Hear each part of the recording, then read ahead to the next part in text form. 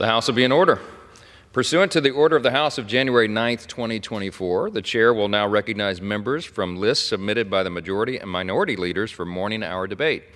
The chair will alternate recognition between the parties, with time equally allotted between the parties and each member other than the majority and minority leaders and the minority whip, limited to 5 minutes, but in no event shall debate continue beyond 1:50 p.m. The chair recognizes the gentleman from Pennsylvania, Mr. Joyce, for 5 minutes.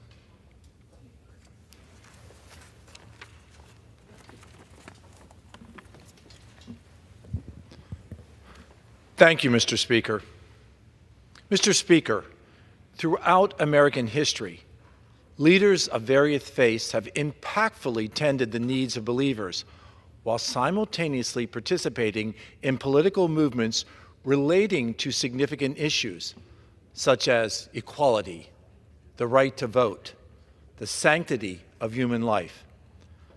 The role of leader and political organizer never have been mutually exclusive. I was reminded of this duality in roles by choice of the individual during a recent conversation with a constituent. In short, the constituent informed me that the on-stage appearance of current and former Penn State wrestlers at President Trump's rally at Penn State was drawing unneeded criticism. Just as religious leaders can be both devoted advocates of their ministry and passionate champions of political causes, the Penn State wrestlers most certainly are entitled by our Constitution to be both representatives of their athletic program and citizens who are actively engaged in the electoral process.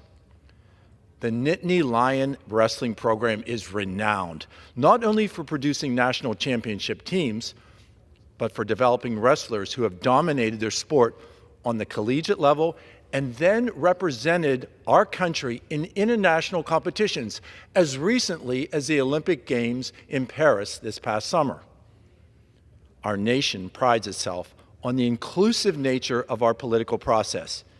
It is wrong to advocate for engaged citizenry on one hand, while selectively choosing citizens who can participate and who cannot on the other hand. According to recent reports, voter turnouts among people ages 18 to 29 was a mere 42% overall in the most recent presidential election. And that figure, that 42%, is at least 10% lower than the turnout of the same group 4 years prior in the 2020 presidential election.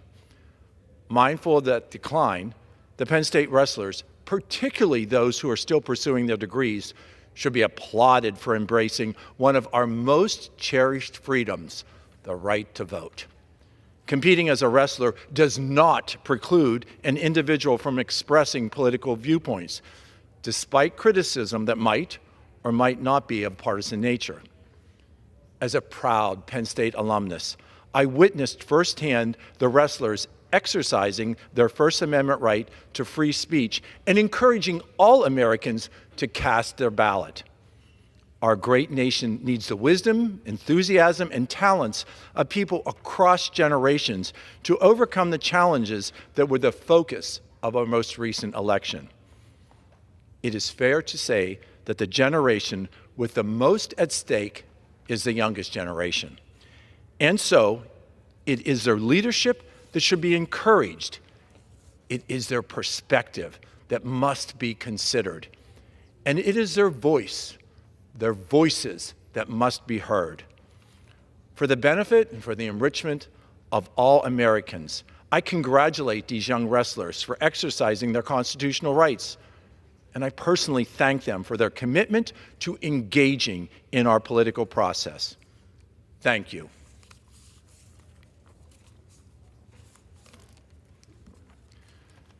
Mr. Speaker, for the past 4 years, the Biden-Harris administration has failed the American people. Under President Biden's watch, our adversaries have emboldened, inflation has skyrocketed, and our borders have been left unsecure. With these crises, they have seen Americans be put in danger. We recognize that the Biden-Harris administration had no answers. They had no solutions on how to keep us safe. And yet, now the American people have spoken. When voters were asked if they were better off now compared to 4 years ago, they resoundingly said no. That is why in January, President Donald J. Trump will return to the Oval Office. Under President Trump's leadership, we will once again lower energy prices by utilizing the energy sources that are under the feet of my constituents in Pennsylvania. Under President Trump's leadership, we will secure our southern border and put a stop to the flow of deadly drugs like fentanyl that have taken far too many American lives. And under President Donald J. Trump, our nation will once again return to a policy of peace through strength that has helped to keep our nation safe and the American people free. Thank you, Mr. Speaker, and I yield. Thank you. The chair recognizes the gentleman from Connecticut, Mr. Courtney, for 5 minutes. Thank you, Mr. Speaker. Mr. Speaker, I rise today to honor the diligent and honorable service of the President of General Dynamics Electric Boat, Mr. Kevin Graney of Stonington, Connecticut. On December 1st, in a couple weeks, Kevin is slated to retire from his eventful and impactful 5-year term as the shipyard lead for the United States Navy's submarine force, and it is more than fitting that this chamber take a moment to recognize his extraordinary service to our nation. A native of Cheektowaga, New York, Kevin's career spans nearly 40 years of service to the Navy shipbuilding enterprise. His intelligence, patriotism, and leadership qualities stood out at an early age, foreshadowing a promising career as a naval officer. Upon graduating high school, he attended State University of New York Maritime College, earning a bachelor's degree in marine engineering and nuclear science, which would serve him well as a submariner and instructor at the Nuclear Power Training Unit in Ballston Spa, New York. Following a distinguished career at sea, Kevin began his shipbuilding career at General Dynamics Electric Boat in 1995 as a senior engineer working on critical power components for the Virginia-class submarine program. Following his assignment at Electric Boat, he moved to Newport News Shipbuilding in Virginia to design the reactor plant for the next-generation aircraft carrier, the CVN-78 program. He then moved overseas and managed Electric Boat engineers to assist our allies in the UK as they built their British Astute-class nuclear submarine program. And eventually, he returned to Electric Boat and began his last term over the last 5 years, in 2019, as CEO of the shipyard. During his time, the 120-year-old EB shipyard is experiencing a massive generational transformation with new and improved infrastructure, increased hiring, and new operations to dramatically improve performance and efficiency in the submarine industrial base. In 2023, Electric Boat hired nearly 5,400 new workers, the biggest number in its history, even surpassing its growth in World War II and the Cold War. The total workforce today now exceeds 23,000 and is still hiring today. If that was not challenging enough, 5 months into Kevin's ascension to president, the shipyard experienced and was confronted with a global COVID pandemic. It is hard to visualize how difficult it is to manage an airborne pathogen in a shipyard, particularly a submarine shipyard where, again, the quarters are so tight.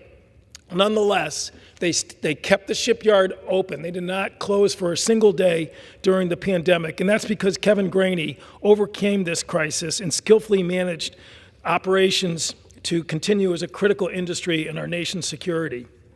After performance across the shipyard and the nationwide industrial base was stabilized, it has now been faced with increased rates of retirement of senior workers and a corresponding reduction in the supervisory trade force. Since then, he has spearheaded recovery efforts that has transformed the shipyard in just a short time. Just, again, a few months ago, he signed a 5-year metal trades collective bargaining agreement with the Metal Trades Council, which represents machinists, electricians, carpenters, teamsters, and boilermakers that increased their pay by 25%, retaining their pension and health benefits at the same time. Next to me is the USS Iowa, which is the 25th Virginia-class submarine, which again was delivered to the Navy just a couple of weeks ago. As I stand here today, it's undergoing sea trials and will be commissioned to the U.S. Navy in a few months or so. Mr. Speaker, as ranking member and chair of the House Armed Services Sea Power Projecting Forces Subcommittee and the congressman representing EB's facility in Groton, Connecticut, I've had a front row seat to Kevin's tenure. It was not an easy time. Through it all, though, he maintained a steady level of confidence from his peers and overcame adversities that were not anticipated at the start of his tenure. And I haven't even talked about the AUKUS submarine agreement, which again, just last December, this Congress voted to sell 3 Virginia-class nuclear-powered submarines to our great ally, Australia, the first time in history our country has ever made that commitment. But again, he has built the foundation, and it will be incredibly difficult to replace him. But we want to welcome the next president of Electric Boat, Mark Reha, who I'm sure will continue in Kevin's steps. I want to congratulate Kevin as he enters his new era of retirement with his wife Cheryl and his daughter Catherine. And I ask that my colleagues in the House, and particularly those who serve on the House Armed Services Committee along with me, join me and recognize his life of service to the Navy and the United States by submitting his legacy into the permanence of the congressional record. I yield back. The chair recognizes the gentleman from South Carolina, Mr. Wilson, for 5 minutes. Thank you, Mr. Speaker. Mr. Speaker, the people spoke, and Donald Trump and J.D. Vance achieved the most historic political comeback in American history, while also naming extraordinary patriots to his cabinet. Elise Stefanik to the UN, Tom Homan as the border czar, Marco Rubio as Secretary of State, Kristi Noem as Homeland Security Secretary, Mike Waltz as National Security Advisor. Also, with him serving, extraordinary Susie Wiles as Chief of Staff, working with the Deputy Chief, Stephen Miller. The Trump mandate is a recognition of his policy achievements, which I submitted to the Congressional Record January 21, 2021, pages E60 through E62, and achievements of the First Lady Melania Trump on January 21, 2021, pages E52 to E53. As chairman of the Middle East, North Africa, and Central Asia Subcommittee and chairman of the Helsinki Commission, I especially appreciate Donald Trump, who will achieve peace through strength. Without equivocation, he stood with Israel Prime Minister Benjamin Netanyahu, clearly stating Iran must not secure a nuclear weapon, threatening our Arab allies, from Kuwait to UAE to Bahrain and Qatar, along with NATO member Turkey. Trump stood with Ukraine against war criminal Putin, supplying Vladimir Zelensky Javelin missiles, placing troops in Poland, and stopping the Nord Stream 2 pipeline, which financed Putin's murderous atrocities. Trump stood with Taiwan, supplying defensive weapons to deter the Chinese Communist Party from an invasion, threatening the Korean and Japanese shipping lanes, along with the shipping capabilities of our great ally, India. In conclusion, God bless our troops as the global war on terrorism continues. Open borders for dictators puts all Americans at risk of more 9/11 attacks imminent, as warned by the FBI. Trump will reinstitute existing laws to protect American families and establish peace through strength. I yield back. Pursuant to Clause 12A of Rule 1, the chair declares the House in recess until 2 p.m. today.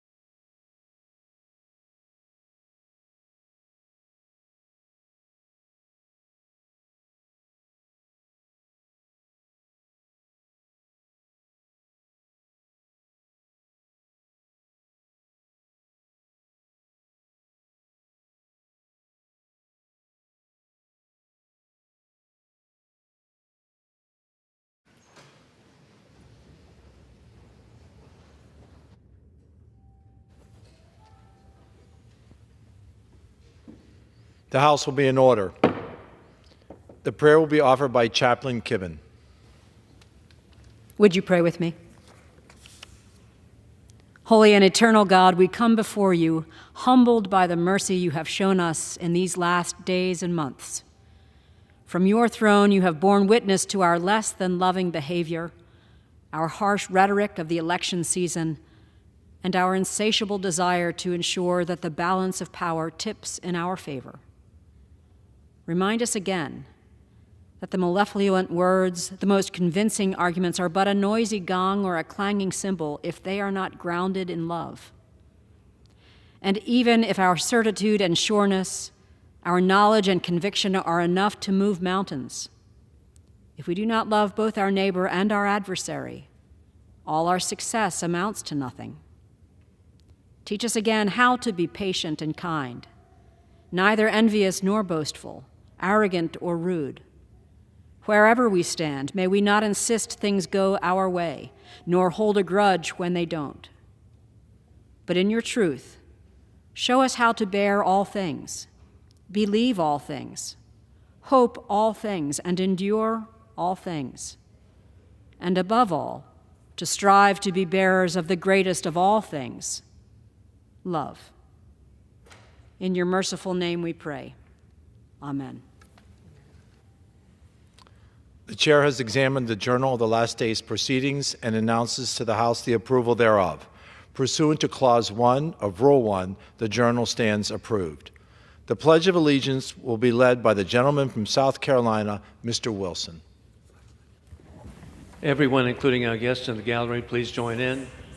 I pledge allegiance to the flag of the United States of America and to the republic for which it stands, one nation, under God, indivisible, with liberty and justice for all. For what purpose does the gentleman from Maryland seek recognition? Mr. Speaker, I ask unanimous consent that the order of the House on November 5, 2024 regarding H.R. 82 be vacated. Without objection. The chair will entertain requests for 1-minute speeches.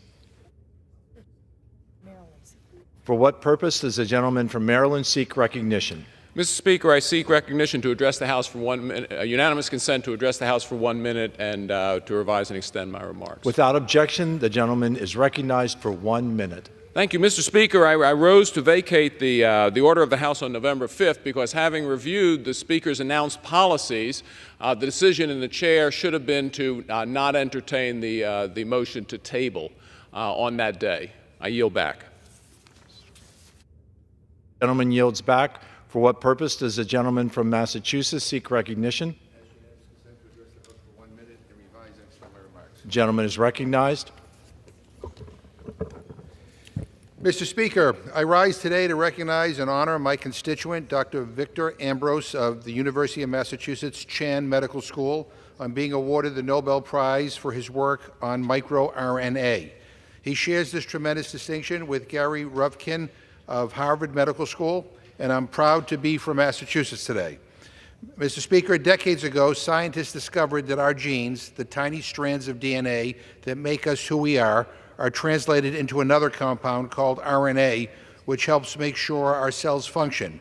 But thanks to the laureate's work, we now know that tiny pieces of RNA, called microRNA, can actually do things all by themselves, speeding up or slowing down important cellular functions.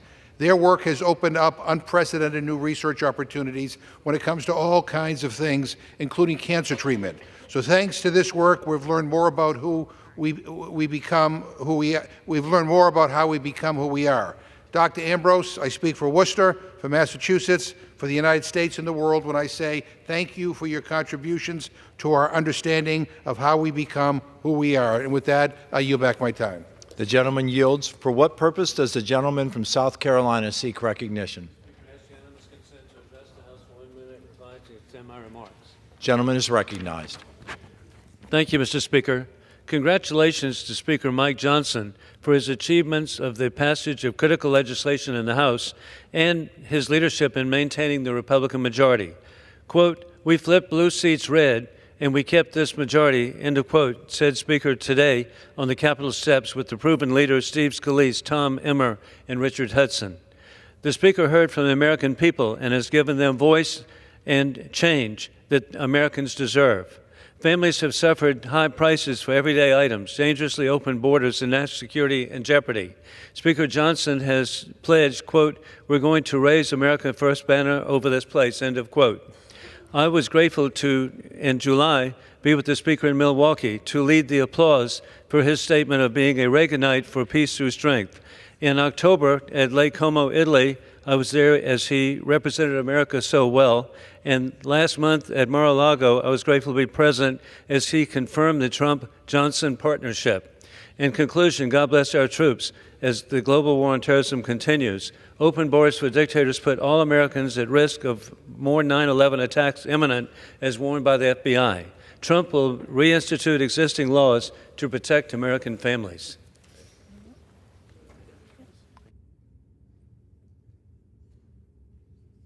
Does the gentleman from New York seek recognition? Revise and extend my remarks. Without objection, the gentleman is recognized for 1 minute. Mr. Speaker, I rise today in support of H.R. 82, the Social Security Fairness Act. People in Western New York and across the country rely on Social Security to meet their basic needs and live well.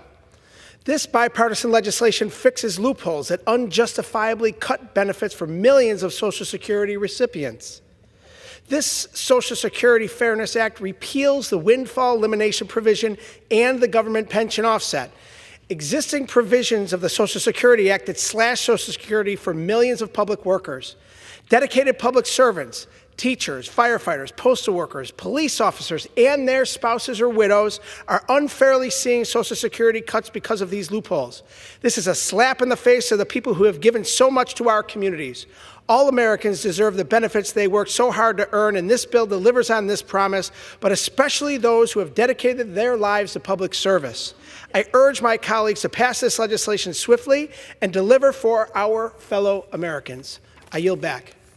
The gentleman yields. Pursuant to Clause 12A of Rule 1, the Chair declares the House in recess, subject to the call of the Chair.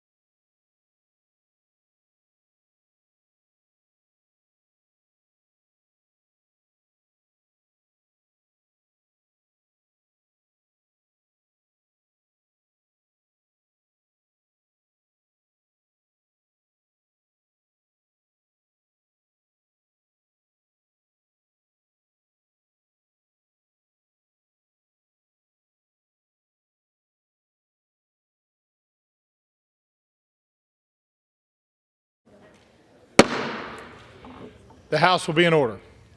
Pursuant to Clause 8 of Rule 20, the Chair will postpone further proceedings today on motions to suspend the rules on which a recorded vote or the yeas and nays are ordered, or votes objected to under Clause 6 of Rule 20.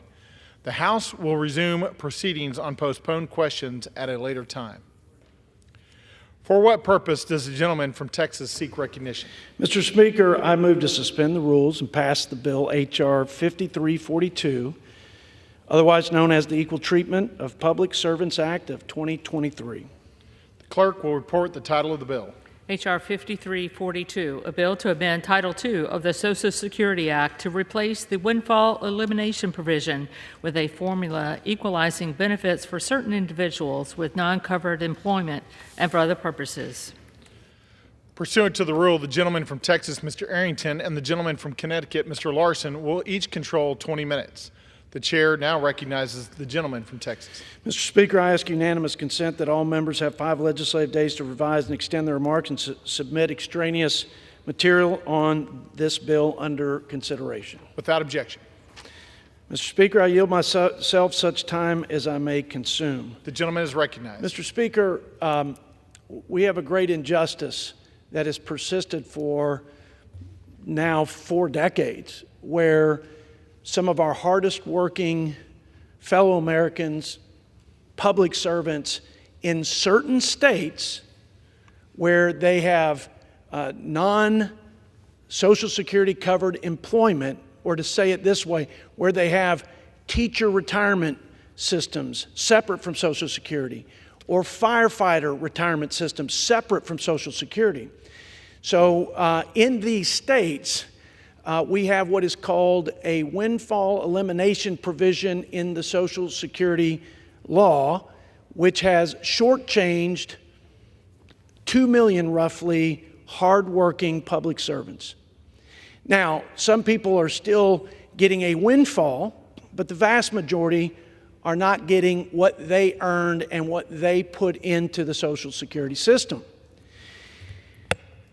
So my colleagues, Representative John Larson, who I serve with on Ways and Means, and I consider a dear friend, someone who I know is very passionate about fixing Social Security's insolvency, which looms large over the next 10 years. This is but one element of what's not working in Social Security for our retirees and Social Security recipients.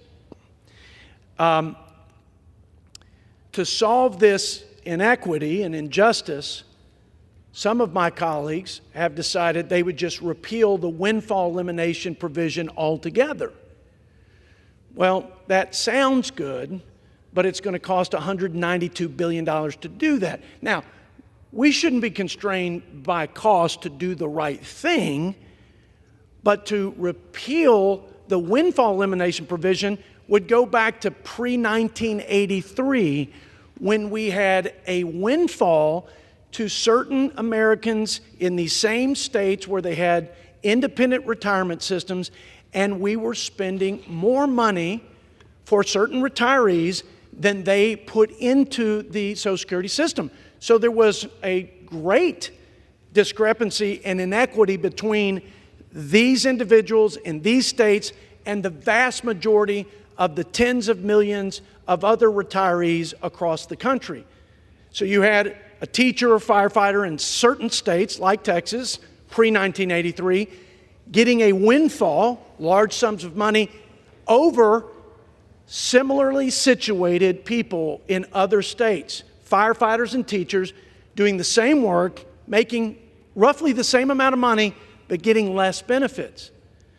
So what we should do is fix the inadequacy of the windfall elimination provision that was oversimplified, did not use the data that we have today, and make sure that people are paid what they're owed in terms of their benefits, but not revert back to pre-windfall elimination provision where we were just where we were spending tens of billions of dollars more than we needed to, according to what people put in it. Why does that matter? Because we should have a system of fairness for every public servant in every state.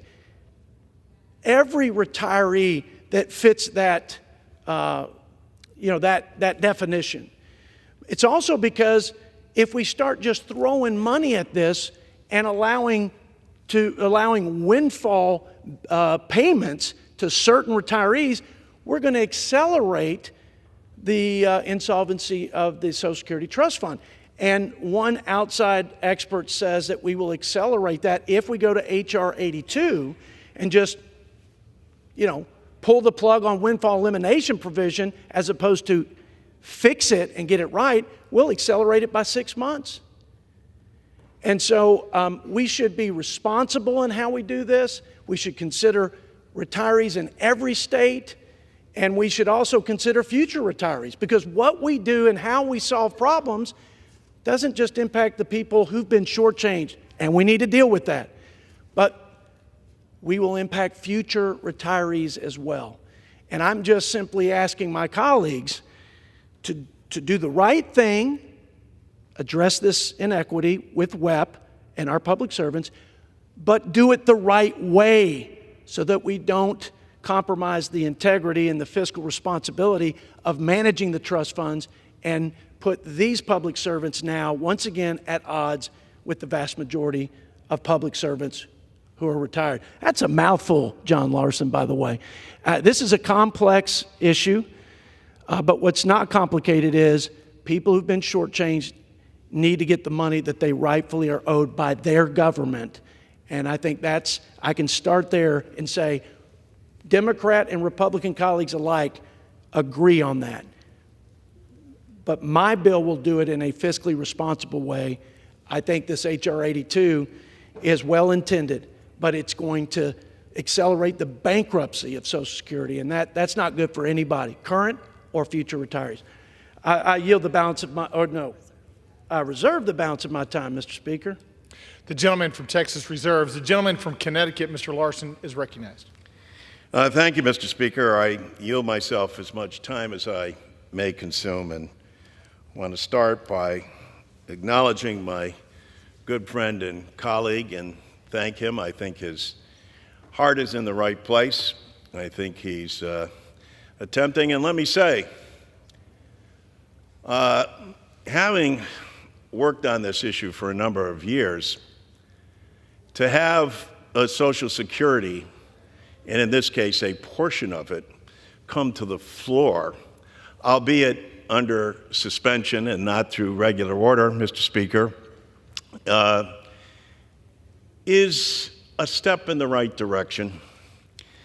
But the American people have got to be outraged by the fact that it's been over 50 years since Congress has adjusted Social Security. By that I mean enhanced Social Security for its recipients. Imagine that. And you think a few things have happened since Richard Nixon was President of the United States? Do you think a few things have happened, especially as we live in this post-COVID and now inflationary period? It impacts over 70 million of our fellow Americans. This provision that my colleague and good friend is talking about, WEP, is minuscule in terms of comparing that to individuals. And as well intended as I believe he is, this doesn't straighten out the problem. In our bill, Social Security 2100, we repeal WEP and GPO, and we pay for it. And that is the responsible thing that Congress has to do on behalf of the American people. Here's the facts. 70 million Americans rely on Social Security. And it's the nation's #1 anti-poverty program for the elderly and the #1 anti-poverty program for children. More veterans rely on Social Security for disability than they do the VA. And Congress has done nothing to help these individuals out.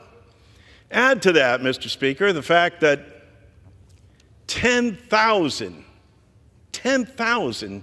baby boomers a day become eligible for Social Security. What we need to do in today and in both of these bills that are come before us are steps forward, but we need to come together as a Congress and vote to fix Social Security in a manner that doesn't hurt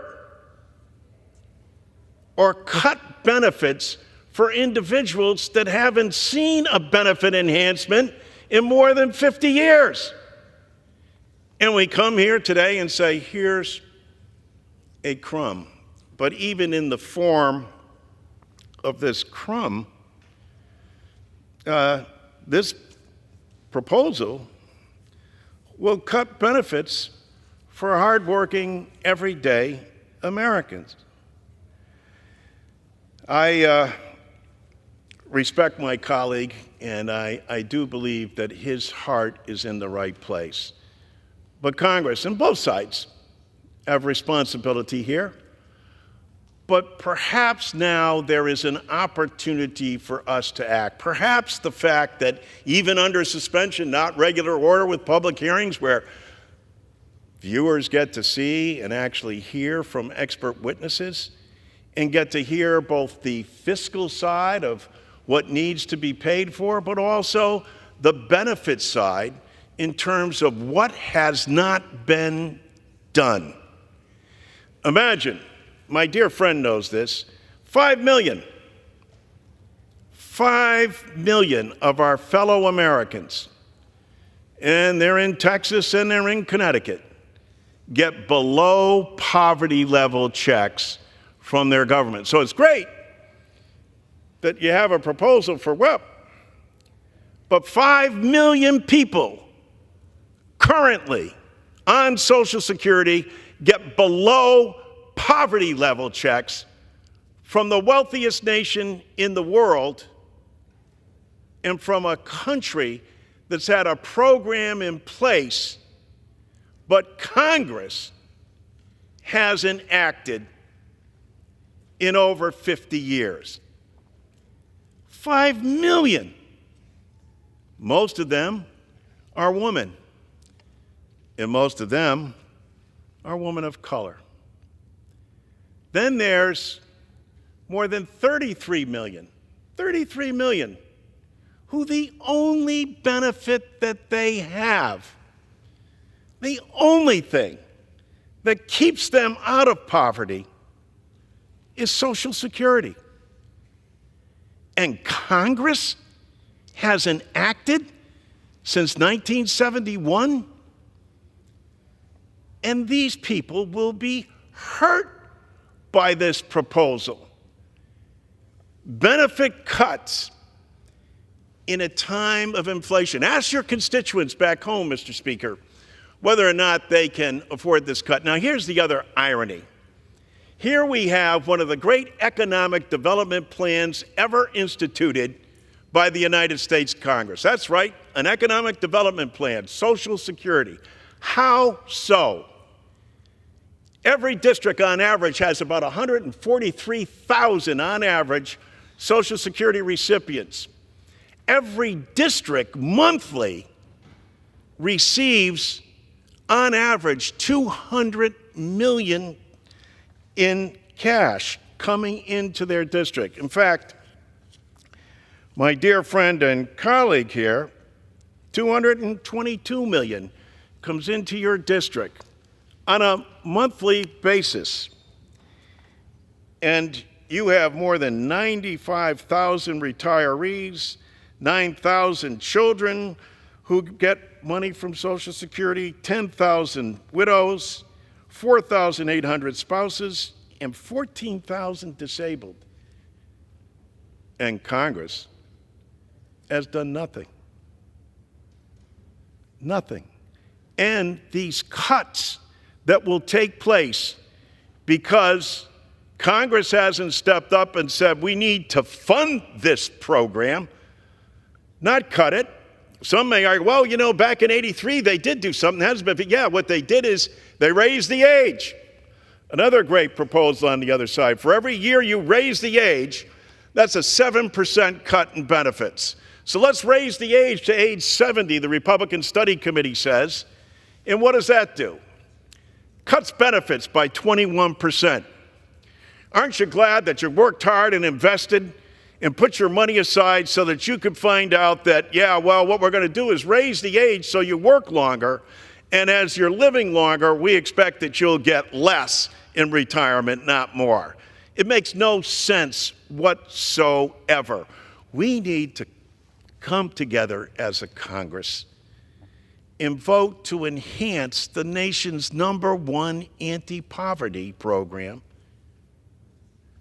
for the elderly and for our children. I respect the good intentions that people have, but as they say, the road to hell oftentimes is paved with good intentions. And in this case, though, let's not talk about the parties. There's a lot of blame to go around here. How about we focus on the people, the American people, who we take an oath of office and swear to serve. And staring this Congress in the face is over 50 years of inaction and 70 million people who are impacted by this in what is the nation's #1 anti-poverty program for the elderly and for our children. I reserve my time. The gentleman from Connecticut reserves. The gentleman from Texas is recognized. My friend mentioned my seniors in West Texas. Let me tell you what they sent me here to do. To be an advocate for them, to ensure that we have fair and just laws, to fix what's broken about Social Security, but do it in a way that we don't accelerate what will be an automatic cut in less than 10 years. By repealing the windfall that existed before 1983, you're saying you're okay with taxpayers just spending more money than they should, more money than what has been earned and owed to the seniors, and in a way that creates a vast and tremendous discrepancy and inequity between 2 million people in several states as opposed to almost 60 million across the country. How unfair, how nearsighted and narrow-minded can we be not to consider the fact that we will have a bankrupt system and that we have future seniors that can't bank on their retirement because we want to go back to pre-windfall where it doesn't make sense, Mr. Speaker. And listen, the Democrats had control of this place from top to bottom in 2020 and 2022, and they didn't fix it. Republicans have had control when I was a freshman in 17. Let me tell the world, they didn't fix it. The only way we're going to fix it is if we come together, and I agree with Mr. Larson, there are broader provisions to look at and the system as a whole to address going forward. And you mentioned benefits. That's a great place to do it, but to suggest that we're going to go back pre-windfall elimination provision and have a $2,500 additional cut in 2033 because we're not doing it the right way and responsible way and equitable way because we now have the data, I just think is egregiously irresponsible for all parties involved, including our children who don't have much of a say in this, even though they own the deferred tax on all of these programs that are bankrupt, including Medicare. With that, I yield 3 minutes to my colleague from Texas, Mr. Chip Roy. The gentleman from Texas, Mr. Roy, is recognized for 3 minutes. I appreciate my friend from Texas. I rise in support of H.R. 5342, the Equal Treatment of Public Servants Act, which my friend from Texas introduced, which was modeled or introduced as similarly to a bill that our fellow Texan Kevin Brady introduced, because it is a responsible piece of legislation designed to address a problem head on. But here's the problem. Everybody at home watching this, they need to understand the joke. We're playing with house money yet again. We're playing with funny money. We're pretending and lying to the American people that the Social Security funds that are extracted from their checks is sitting in a lockbox. It's sitting in an account for them. It is not. That is a lie. The money is taken out of your check now, and that money is then given to those people who are retiring now, those who have retired. That's the truth. It's a tax. And what happened here was we messed up because we're government. We mess up almost every single second. Government messed up, and now we're trying to fix the mess up. But in this case, my friend from Texas has introduced a bill that responsibly fixes the mess up. It actually tries to go in and say, if you're a firefighter, if you're a cop, if you're a teacher, and you've got the situation where you've got another job, and that Social Security was taken out of your check, but you're not getting the benefit of that because you have a pension, this proportional model, which is $25 billion according to the Social Security Administration, would responsibly address it. Now, I wish it was paid for. We don't pay for anything in this town, but at $25 billion, at least addresses it responsibly. But what has happened is this legislation, which we're voting on, the gentleman is correct, under suspension of the rules without going to the Rules Committee. I disagree with that.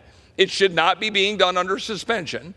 But the reason it's being done under suspension is because a majority of people in this body discharged another bill, H.R. 82, which would spend $200 billion over 10 years to reinstate the windfall, to basically take money away from Social Security and make it be bankrupt 6 months earlier. That is what this town does. And my friend from Texas is trying to prevent that.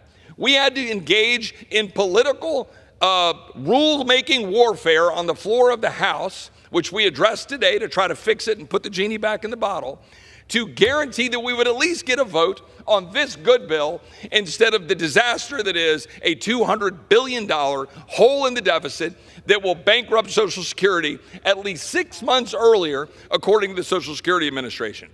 I thank my friend from Texas. I rise in support of it. We should not have to do this. This should have gone through the Rules Committee. We should have amended the bill. We should have a debate about it. We should pay for it. But instead, we're doing the same crap we always do. But I support this bill.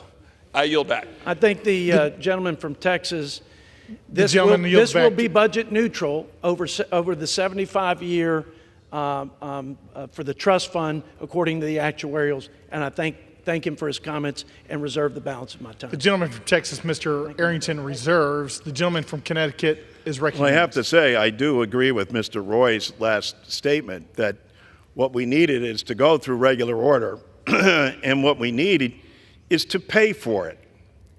And that is the responsible thing to do, is to pay for it. We have a plan to not only repeal weapon GPO, but pay for it. And yes, I heard people refer to the Brady-Neal proposal, but Ranking Member Neal has a plan also to deal with WEP that is fair and makes sense and is something that we should be embracing and including and is paid for. And that is the big issue today. It's not that people's hearts aren't in the right place. And I think the gentleman from Texas understands this. And all of us as Americans, the President of the United States, Mr. Biden, has made a proposal. Incoming President Mr. Trump has made a proposal also. He's made a proposal to cut taxes for people in Social Security work. We have that proposal in our bill, except we pay for it, because that's the responsible thing to do. And what has been irresponsible is Congress not debating this in regular order, bringing it to the floor, and then how about doing something incredible here? Actually have a vote on the nation's #1 anti-poverty program for the elderly. #1 anti-poverty program for our children until the child tax credit is fully adopted. And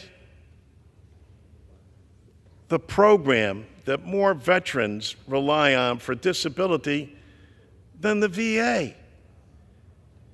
This program is so admired and respected by the American people that overwhelmingly independents, Republicans, and Democrats all believe that it should be supported, expanded, because it hasn't been in over 50 years, and paid for. We have a plan, anxious and waiting for the debate and for the discussion and the dialogue to take place here in regular order and have a vote on a plan that's comprehensive and paid for and lifts the 5 million Americans who get below poverty level checks from the government above the poverty level and provides people with the opportunity in every single one of our communities to get the benefits they richly deserve. I reserve. The gentleman from Connecticut reserves. The gentleman from Texas is recognized. Mr. Speaker, I yield now as much time as he may consume to my colleague, friend, and gentleman from the great state of Missouri, Mr. Smith. The gentleman from Missouri is recognized. Thank you, Mr. Speaker. The Windfall Elimination Provision, or WEP, as it is more commonly known, was put in place more than 4 decades ago to prevent workers with earnings that were exempt from Social Security payroll taxes from getting more generous treatment from Social Security than workers who spent their whole careers contributing to Social Security. Unfortunately, WEP still results in overly generous payments for some while unfairly penalizing others. H.R. 5342, the Equal Treatment of Public Servants Act, provides current beneficiaries affected by the WEP with an additional $100 per month and replaces the current law, WEP for future beneficiaries, with a new formula that bases benefits on a worker's total career earnings. This past year, the Ways and Means Committee has held more hearings on WEP than in any other Congress in the past 20 years, and identified that the WEP formula could be replaced with a formula that provides all beneficiaries with a fair benefit based on their actual earnings, using data that wasn't available when the WEP was put in place 40 years ago. The bill before us today, the Equal Treatment of Public Servants Act, replaces the WEP with a new formula based on this now available earnings data to more accurately adjust benefits. While I have concerns with this bill's short-term cost, I'd like to commend my colleague and the chairman of the Budget Committee, Congressman Jody Arrington, for his dedication to finding a pragmatic solution that ultimately improves the financial health of the Social Security programs over the long term. It is vital that any solution to WEP protects the Social Security trust funds that all beneficiaries rely on. I know a very similar proposal to permanently replace the WEP used to share bipartisan support of members of the Ways and Means Committee. But unfortunately, my Democrat colleagues abandoned this approach several years back. I share the goals of this legislation and encourages my colleagues to work with myself and Chairman Arrington to develop a permanent, bipartisan solution that permanently fixes the windfall elimination program and the related government pension offset, while also protecting the Social Security benefits of all retirees, which could actually pass the United States Senate and become law. I yield back. The gentleman from Missouri yields back. The gentleman from Texas is recognized. Well, I thank the gentleman from Missouri, and I don't know that I could add anything more to what he said.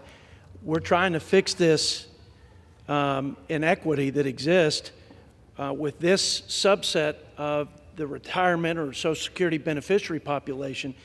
I agree, Mr. Larson. We need a broader debate on Social Security. And we better hurry up because it will be insolvent in less than 10 years. So we need to talk about the solvency, the sustainability, the entirety of the program, pay-fors, programmatic reforms, the benefits, all of it should be on the table. That's why, as budget chair, I passed a bipartisan fiscal commission that would look at that, and also at Medicare, which is another important safety net for seniors.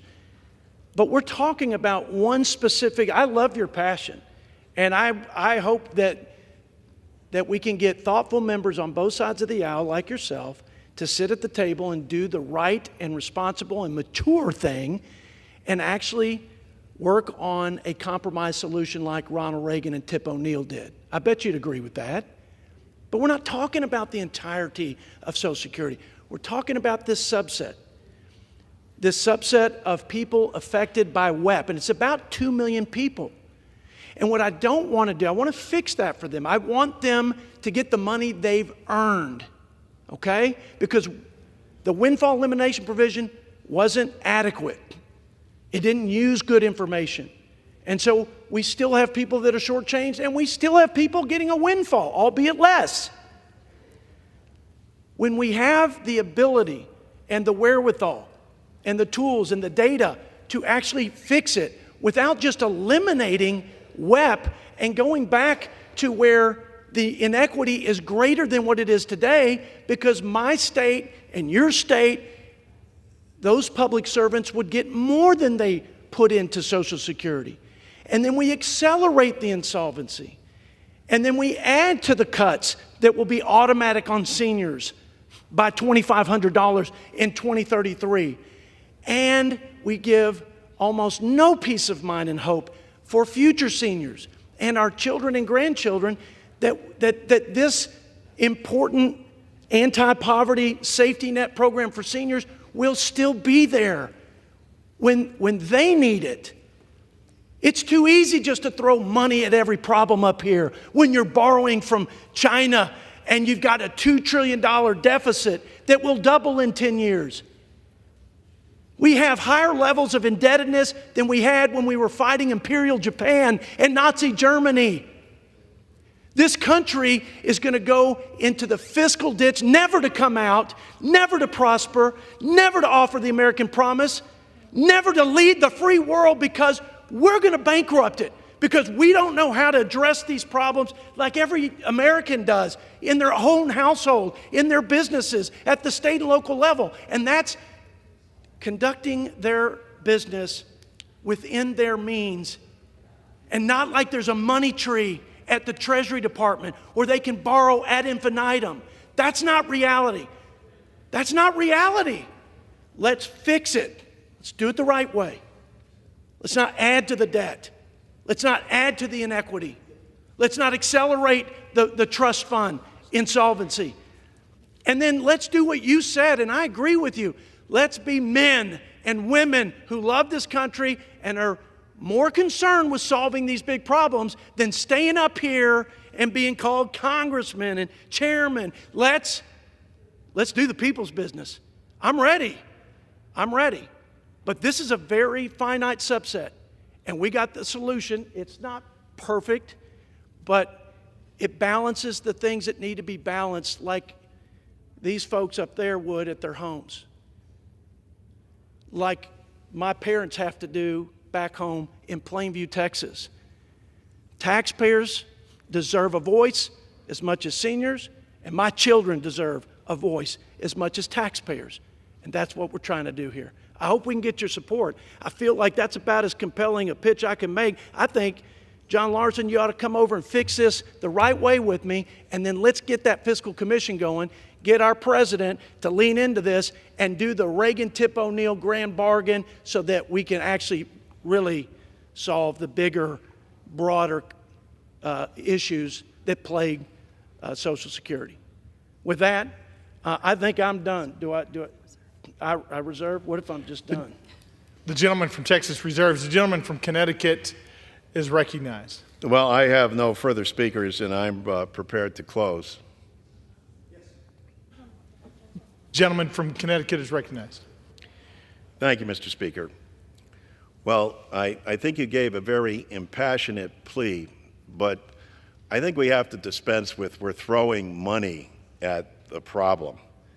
This is money that people have paid weekly, biweekly, monthly out of their paychecks. We're not talking about just 2 million people with regard to WEP. We're talking about 70 million Americans. They understand this program. Frankly, it doesn't need to be studied. It needs to be voted on. Where's the plan on your side? We have a plan, and God only knows that plan should be subject to debate and discussion, but the plan is to enhance Social Security, not to cut it,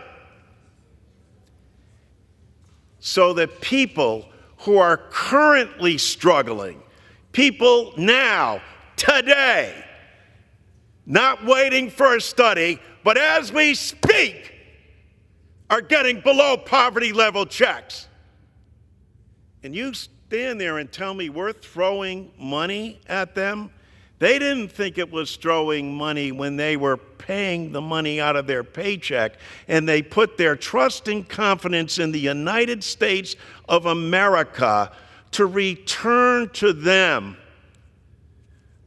a benefit that has been the #1 anti-poverty program for the country. I don't care what party you're in or who you are, you understand what Social Security has meant to you. Social Security is the safety net for capitalism. It's what allows entrepreneurialism to succeed, for people to take risk. And if they fail, and unintentionally or otherwise, people are disadvantaged or out of work, they are protected. We learned that lesson after the Great Depression.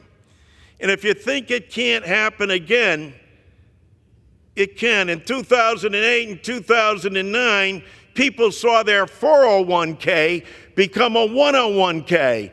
And during that time, that trust fund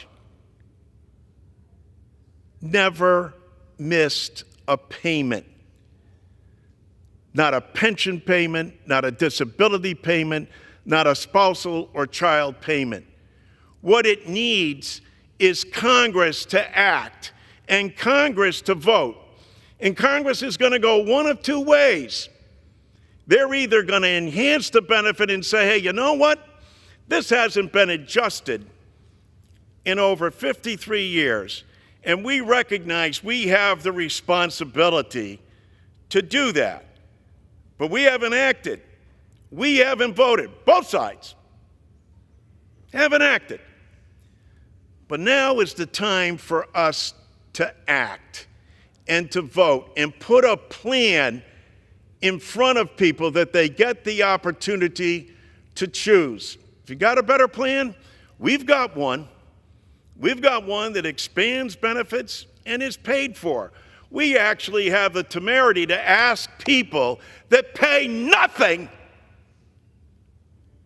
to actually contribute to Social Security, just like they do to this great military that we have in this nation. People don't go out and buy their own tanks and don't go out and buy their own F-35s. And it's long overdue. The people in this country all contribute their fair share to the process. This is the safety net for capitalism and entrepreneurialism in order for us to survive. And every single district, is benefited by it. It's an economic development plan. How do you explain to people? How can you look them in the eye and say, well, I'm sorry, we couldn't do anything for you, even though Your districts all receive over $200 million, and yet we haven't done anything to enhance that. And we're suggesting that they take less while they're living longer. Where do they spend that money? They spend that money right back in your district, at the local pharmacy, at the grocery store, paying their rent and mortgages, at the dry cleaners. It all goes back to the American people and allows our economy to flourish. The brilliance of Franklin Delano Roosevelt is still with us today. The obstinance of Congress not voting to enhance people's benefits in more than 50 years? Ask anyone in your district, have things changed for them since 1971? And could they use a little help from their Congress? And wouldn't it make sense? How many do you think even understand there's a cap on Social Security? And we're proposing that we lift the cap on people making over $400,000, that they actually would have to pay the same thing that someone making $30,000, $50,000, $100,000 makes? They all pay. Isn't that the fair thing to do in the country, so that all of your constituents and mine and all 435 members of this body can make sure that we're taking care of the people that we're sworn to serve, especially those that are already retired, those that are there now. Now. So, while I respect the intention of the gentleman, 14 million people get cut under your proposal. 14 million. That's not acceptable. I yield back. The gentleman yields back. Members are reminded to direct their comments to the Speaker. The gentleman from Texas is recognized. Only in Washington, D.C., and unfortunately, and I respect my Democrat colleague and many of my Democrat colleagues, only from the Democrat side of the aisle could I hear that paying above and beyond what we defined as an earned benefit and has now become a windfall for 2 million people at the expense of 60 million people who don't receive the same benefit, so that we can give people equal treatment and not accelerate the insolvency. Only in this town could I hear that as a solution. That is not a solution. It's a bad plan. Let's have the broader debate about Social Security, which is what you're suggesting. The gentleman's time has expired. But let's fix this. Does the gentleman yield back? The gentleman yields back the balance of my time. The question is, will the House suspend the rules and pass the bill, H.R. 5342? Those in favor say aye. Those opposed, no. In the opinion of the chair, 2/3 being in the affirmative. Speaker, on that, and the yeas and nays. The yeas and nays are requested. All those in favor of taking this vote by the yeas and nays will rise and remain standing until counted. A sufficient number having risen, the yeas and nays are ordered. Pursuant to Clause 8 of Rule 20, further proceedings on this question will be postponed.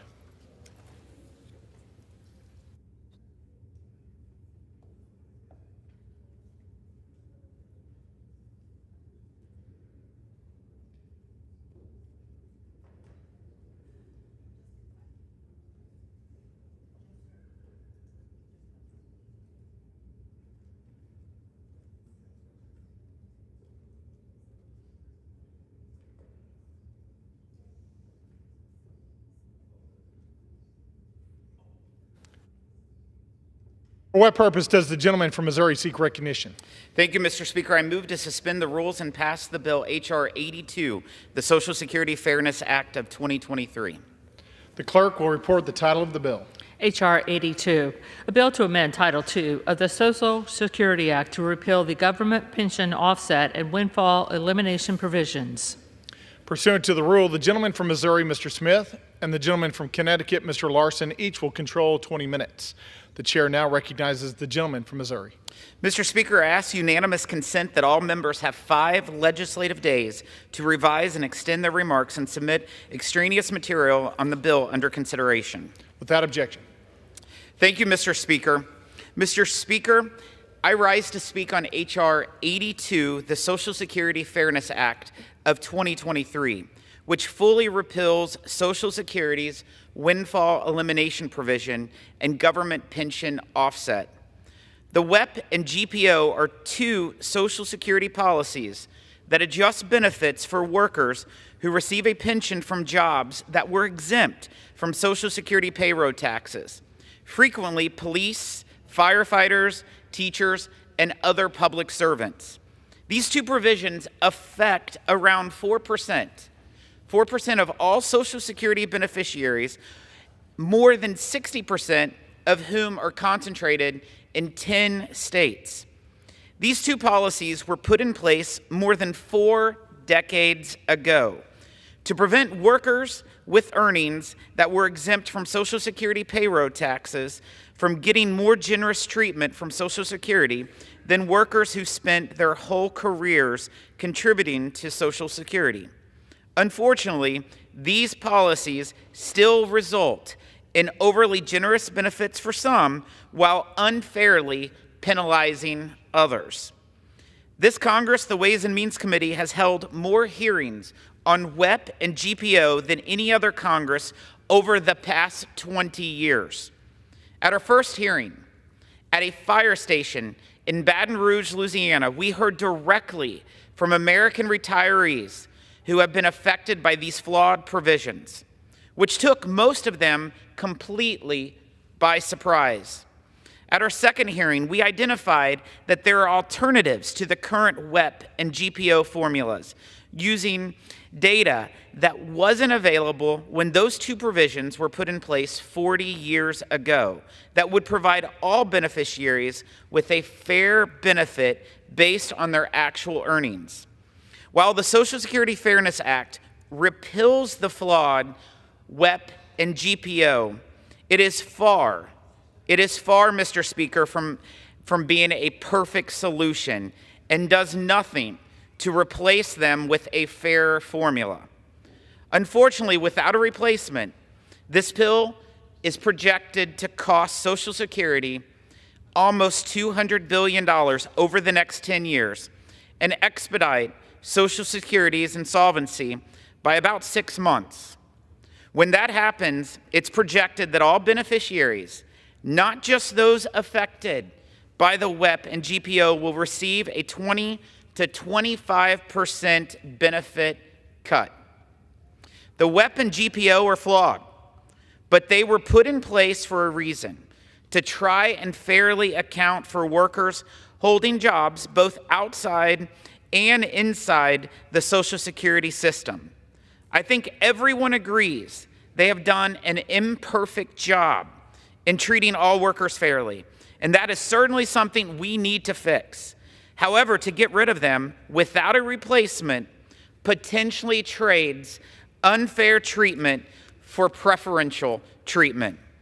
Like many of the members who support this legislation, I share the goal of providing real relief to those who are harmed by these unfair Washington rules, which is why it is unfortunate that this legislation had to come to the floor this way.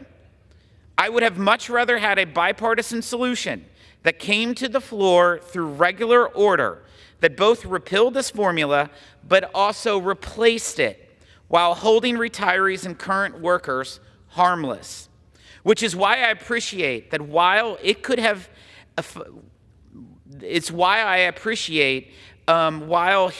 filed a consensus calendar motion for H.R. 82 more than 460 days ago, Representative Garrett Graves instead chose to work in good faith with the committee to find a fully paid-for alternative. Unfortunately, Democrats and key stakeholders were ultimately unwilling to come together and identify a real bipartisan solution that protect both those harmed by the WEP and GPO and the Social Security trust funds that all beneficiaries rely on. If we don't want to be right back here next Congress, I urge my colleagues on both sides of the aisle to work with us to fix this issue moving forward and protect the retirement security of all American seniors. With that, I reserve the balance of my time. The gentleman from Missouri reserves. The gentleman from Connecticut is recognized. Thank you, Mr. Speaker. I yield myself as much time as I may consume. The gentleman is recognized. Thank you, Mr. Speaker. Mr. Speaker, first and foremost, I want to commend Abigail Spanberger and Garrett Graves for their extraordinary work.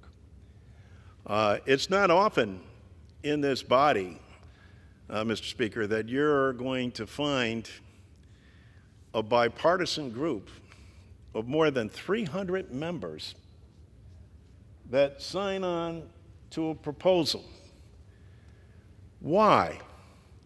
Well, they did it because of how dead wrong WEP and GPO are, and because of its impact on school teachers, firefighters, police officers, municipal employees.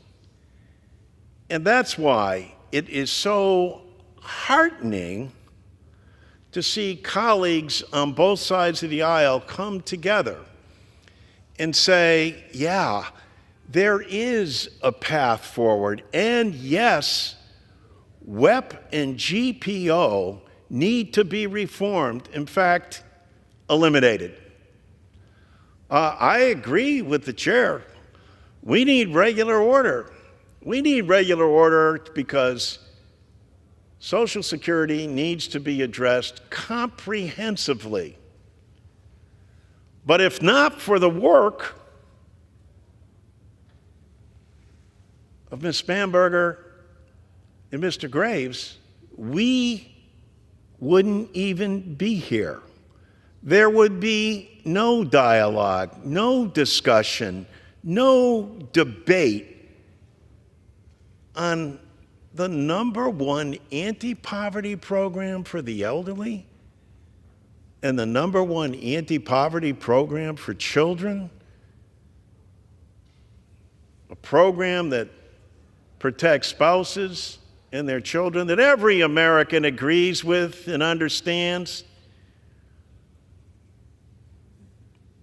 But Congress hasn't acted to expand a program.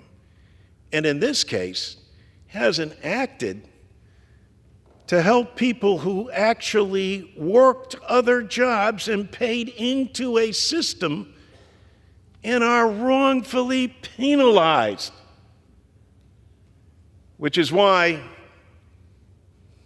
in our proposal of Social Security 2100, we repeal it as well and pay for it and add, and I agree with the chairman, we didn't have all the data that they had over 40 years ago.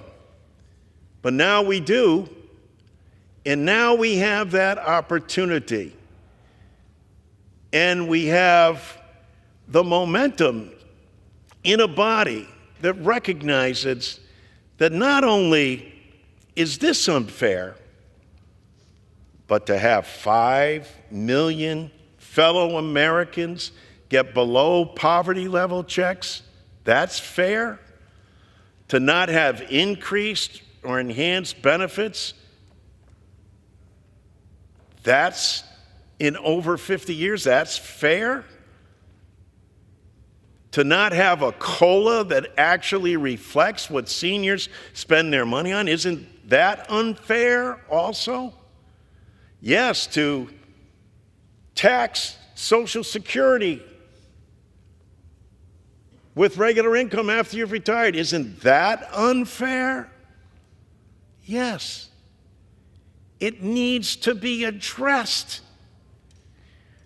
I thank the people that have done this and have brought this, and we need to respond comprehensively, but I will add that we need to pay for it as well.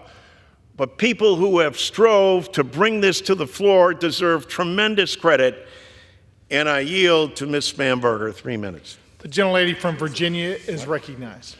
Thank you, Mr. Speaker. I rise today as the representative for tens of thousands of Virginians whose earned retirement benefits have been slashed by the windfall elimination provision and the government pension offset for far, far too long.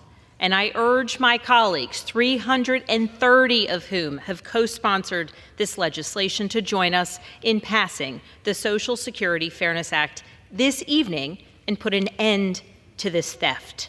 For generations, hardworking Americans have been promised that if you work hard, you save, you contribute to your Social Security, you will be afforded a secure retirement with your earned benefits. But the WEP and the GPO, two misguided provisions that were added to the Social Security Act in 1983, have denied Americans the retirement security they worked for and expected to receive. Today, the WEP steals benefits from more than 2 million retired Americans, more than 45,000 Virginians, who both paid into Social Security for long enough to earn these benefits and worked in the public sector during their careers. These are firefighters who worked a second job to make ends meet, police officers who began a second career after leaving the force, teachers who took a summer job to cover the bills and buy school supplies. And they are federal employees who went on to work in the private sector. They are all receiving a fraction of their earned Social Security benefits. And the GPO denies benefits to more than 750,000 Americans and nearly 8,000 Virginians, people who dedicated their careers to public service, who were then robbed of the survivor benefits that they should have received while dealing with the death of a spouse. These Americans, they've been punished simply because they chose to selflessly serve our communities and our country. And I have heard from thousands of Virginians about this issue. Francis, a retired police officer in Virginia, is seeing his benefits slashed by the WEP. Richard, a veteran who served our nation first in the military, then in civil service, and then in the private sector, he sees nearly half of his Social Security benefits stolen. And that's been the case for the past 15 years, even though he started working when he was 16 years old and he started paying into Social Security. For more than 40 years, public servants have tirelessly implored their representatives in Congress to listen to their stories and to correct this glaring injustice. And today, for the first time, Congress will vote on the Social Security Fairness Act to repeal the WEP and the GPO and to finally put an end to this threat, to this theft. And let me be very clear, the long-term solvency of Social Security is an issue that Congress must address. And the issue of how much those earned benefits pay to those who are in their retirement is something that must be addressed. But that is a separate issue. I yield the lady additional time. The gentlelady is recognized. But that is a separate issue from allowing Americans who did their part, who contributed their earnings, for them to retire with dignity. And in signing their names onto this legislation, more than 330 lawmakers on both sides of the aisle, Democrats and Republicans, have made clear their belief that we must repeal the WEP and GPO, and we must pass it tonight. I urge my colleagues to join us in passing this legislation and sending it over to the United States Senate, where 61 senators who are currently serving in that body are co-sponsors of our legislation. By passing the Social Security Fairness Act, we can deliver long overdue relief to the American public, to our public servants, to those who have served our communities. I thank everyone who will speak on behalf of this bill this evening, and I thank my co-sponsor, Congressman Garrett Graves, for his extraordinary partnership as we have worked with public servants from around the country to get to this point tonight. I yield back. Thank you. The gentlelady from Virginia yields back. Does the gentleman from Connecticut reserve? I reserve. The gentleman from Connecticut reserves. The gentleman from Missouri is recognized. Thank you, Mr. Speaker. I yield as much time as he may consume to the gentleman from Louisiana, the author of this legislation, Mr. Graves. The gentleman from Louisiana is recognized. Thank you, Mr. Speaker. I want to thank Chairman Smith for the time. Mr. Speaker, I've listened to this debate and heard so many things that are simply misunderstandings or maybe just intentionally telling things that aren't true. My mom used to say when I was growing up, she would ask me, is it going to take an act of Congress for you to clean your room? She would say it all the time. Is it going to take an act of Congress for you to clean your room? And I don't know what she meant because I thought my room was pretty clean. But what she meant is that is it going to take the earth, wind, and stars all moving, mountains moving in order for you to act? Mr. Speaker, this has been 40 years. This has been 40 years of treating people differently, discriminating against a certain set of workers. These are police officers, these are teachers, these are firefighters and other public servants. Mr. Speaker, I worked side by side with these folks. They're not people that are overpaid. They're not people that are underworked.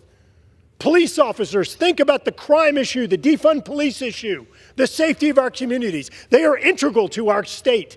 They're integral to our nation. We need to treat them fairly, respectfully, and that means by not treating them differently, discriminating against them and their benefits. Teachers, they're the ones who train the next generation. Firefighters, who are you going to call when your house is on fire? And these are the very people whose benefits we're cutting. Mr. Speaker, I've heard people sit here and say the solvency of the Social Security Trust Fund is going to move forward 6 months with this bill. Mr. Speaker, the solvency has been delayed years because you've stolen from these people. Do you not understand math? This number right here, the Congressional Budget Office, $195 billion, you know what that number is? That's the number that you're going to be stealing from these same public servants over the next 10 years if you don't fix this. So we can sit here and we can talk about all these numbers and math. Here's the reality. You have stolen somewhere probably between $600 and $700 billion in Social Security benefits from police officers, teachers, firefighters, and other public servants. If you don't pass this, the Congressional Budget Office says you're going to steal another $195 billion. You know, an interesting nugget that was in the Congressional Budget Office's evaluation is they also said, if you actually pass this law, you're going to save money on your social welfare programs because you're going to lift people out of poverty and they'll no longer be dependent upon our social welfare programs. Mr. Speaker, we can't keep doing this. I heard people talking about penalizing people and taxes and all that stuff. Let me tell you what's happening. There is a group of people right now that effectively are paying a higher tax than anyone else. That's what's happening. And it is the reason why the Social Security Trust Fund is going to remain solvent for years longer. It's unfair. It's unjust. And I'm going to say it again. This is a community of people that cannot afford this. This is a community of people that are some of the hardest working folks in our community, and they have been stolen from for 40 years. Very simply, Mr. Speaker, here's the scenario. Let's say that Chairman Smith and I were both security guards. We got paid the same amount of money over the same period of time. After 20 years, I say I'm out, and I go back and I help to raise family. Mr. Smith goes on, Chairman Smith goes on to become a sheriff's deputy, and he does it for 10 years. When he retires, when we retire on the same exact date, my Social Security benefits may be $1,500, $1,800 more. Why? Why? We paid the same amount, same period of time into the Social Security Trust Fund. Mr. Speaker, look, there are folks that have tried to throw up other legislation and say that these other alternatives are the right way to go. Mr. Speaker, there is one bill in this Congress that has a majority of Republicans and a majority of Democrats. I don't know the number right now. I know recently it was the most co-sponsored bill in all of Congress with over 12,000 bills introduced. The most co-sponsored bill. And you know what? We didn't go through the regular committee process. I do want to thank Chairman Smith for working with us. But you know what we did? We had a hearing in Louisiana. We had a hearing in Washington, D.C. We negotiated for months trying to get there, and we couldn't. But there's one package that has the support of the majority of Republicans, the majority of Democrats, and will fix this once and for all. How in the world we're trying to beat up on the bill that is the most co-sponsored bill in Congress? My friend Mr. Larson was talking about the divisiveness, the polarization. My gosh, we have finally come together on something.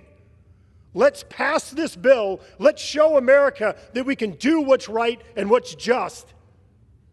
And let's make sure this bill gets through the Senate, gets to the president's desk, and it doesn't take another 40 years to do what's right. Yield back. Gentleman yields. Reserve. The gentleman reserves. The gentleman from Connecticut is recognized. Yes, I yield a minute to the gentlelady from Illinois, Congressman Budzinski. Thank you, Mr. Speaker, and thank you to my Democratic colleague. I rise today in very strong support of H.R. 82, the Social Security Fairness Act. Right now, millions of Americans who have paid into Social Security are being cut short in their benefits. Police officers, firefighters, and educators, working people who have devoted their professional lives to public service, are being unfairly punished by the windfall elimination provision and the government pension offset. The Social Security Fairness Act is a bipartisan bill to fix this, restoring benefits that our public servants have paid into throughout their careers and ensuring that every American receives the Social Security benefits that they've earned and deserve. I urge my colleagues from both sides of the aisle to come together this evening and support this legislation so that we can give these working people the retirement security that they have worked for and earned. Thank you, and I yield back. Gentlelady yields. Reserve. Gentleman reserves. The gentleman from Missouri is recognized. Thank you, Mr. Speaker. I yield 2 minutes to the gentleman from Louisiana, Mr. Higgins. The gentleman is recognized. Thank you, Mr. Speaker. Congress frequently falls short of the will of we the people. We know this as representatives. We struggle to do our best, and rarely do we have an opportunity to set things right. I have worked for 8 years on the Fairness Act, and tonight it comes to the floor for a vote. Tonight, we can repeal the unrighteous law. Tonight, men and women of this chamber, of this honored body, can recognize the significance of their signature, can honor their own signature, and cast a vote in support of H.R. 82. I have watched Congress after Congress after Congress as this bill has been skillfully and deviously killed in every Congress by one means or another. And always there's an echo through the chamber of, oh, well, there's a better bill pending, and we'll get it next Congress. There's a more conservative bill in the Senate. We can't pass this bill. It won't see the light of day in the Senate. Well, we shall shine the light of the American people upon this body and upon the Senate, and we demand a clean vote. This is why we have forced it, and by God, we shall get it. It is totally unrighteous to state that we can use seized and stolen money to address our ledger as a nation. We must stop the unrighteous theft. H.R. 82 has my full and vigorous support. It carries the signature of over 300 members of this people's House, and I expect its passage tonight. I yield, Mr. Speaker. Gentleman yields. Reserve. Gentleman reserves. Thank you, Mr. Speaker. I yield 1 minute to the gentleman from Ohio, Congressman Landsman. Gentleman's recognized. Thank you. Thank you, Mr. Speaker. And I want to thank everyone who's worked so hard on this bill for as long as they have. It's been years, way too long. But tonight's a big vote. This is one of the most significant votes as a new member I've been a part of because of the impact it will have on millions and millions of working people and public retirees. It's a huge win for them. The Bipartisan Social Security Fairness Act will help over 160,000 people in Ohio alone. And as it's been said, these are people who served us. These are retired teachers and retired police officers and retired firefighters, retired nurses, our letter carriers. They have paid into the system like everyone else, but they don't get all of their benefits.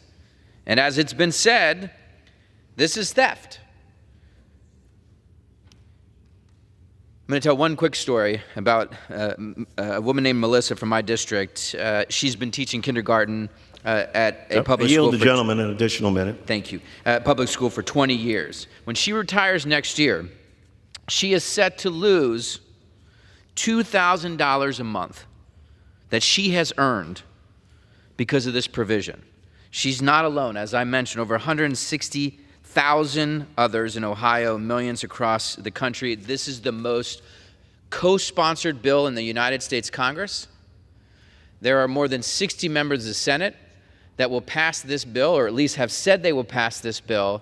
With our vote tonight, it will get sent to the Senate and will become law and will make an enormous difference in the lives of working people, public retirees, so that they can pay all their bills. Thank you, and I yield back. Yields. Reserve. The gentleman reserves. The gentleman from Missouri is recognized. Thank you, Mr. Speaker. I yield 2 minutes to the gentleman from Wisconsin, Mr. Grothman. The gentleman is recognized. Well, it's great to be back on the floor of the U.S. House of Representatives. You know, we wrapped up our election season last Tuesday.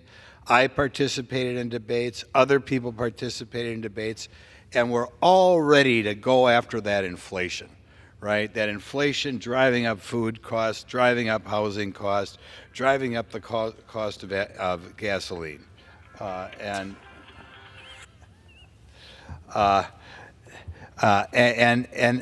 so we're ready to go back here and be a little responsible. Now, what's the first bill up? The first bill on the first day. It's a bill that's going to cost just short of $200 billion. Not cut $200 billion as we try to, strengthen the value of the dollar. It's going to cost $200 billion. It is illuminating that the most co-sponsored bill around here is a bill to add another $200 billion to the country's debt. But that's the situation that we're in. Let's forget about the flowery language here. Now is the first opportunity to say no to spending. I was anticipating this biennium. We fight over bills worth $500 million or $1 billion. Now we have a bill before us for $190 billion, and everybody says it's time to bipartisanly spend way more. And the average American is already $100,000 in debt. So please, my colleagues, please remember the promises about excessive spending that we were all saying just 2 weeks ago. And please vote against this bill. Oh, I don't know what's going to happen to me if the first thing the Republicans do after coming back after this election season is pass a bill that's going to cost $200 million. And remember, the current system is built to provide a benefit for the low earner. These folks already have a pension and knew what the situation was getting involved. Please don't spend $200 billion. Thank you. The gentleman reserves. Yes, Mr. Speaker. I would now like to recognize, but like to just point out as well that the Social Security Trust Fund is not part of the national debt. This proposal does not run up the national debt. It impacts the trust fund. And with that, Mr. Speaker, I yield 1 minute to the gentlelady from Oregon, Ms. Hoyle. The gentlelady is recognized. Thank you, Mr. Speaker. My father was in the fire service when this was passed in 1983. He retired in 1991, and because of this wrong, he will get less than people who have private pensions simply because he chose to protect and serve our community. I agree with what's been said earlier. We need to fix what's broken and do it the right way. It is why I believe we should pass the Social Security Expansion Act so that we can extend the solvency of Social Security, but that's not what's on the floor today. I could say a lot of things, but I think my cousin said it best. He called me when I was on the way here. And he's suffering permanent health effects from the time he spent at the World Trade Center after 9/11 and for the time he spent in the fire service, running into fires when everybody else was running away. And he said public employees, police officers, teachers, firefighters, and their spouses are punished for our commitment to serve our community. While trust fund babies and day traders get their full benefits, we do not. This is only part of the solution, but Yield the lady an additional minute.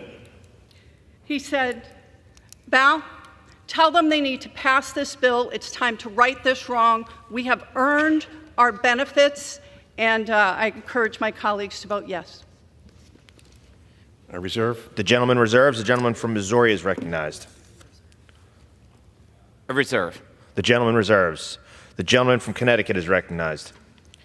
Thank you, Mr. Speaker. I have no further speakers, and I'm prepared to close. The gentleman is recognized to close. Thank you, Mr. Speaker.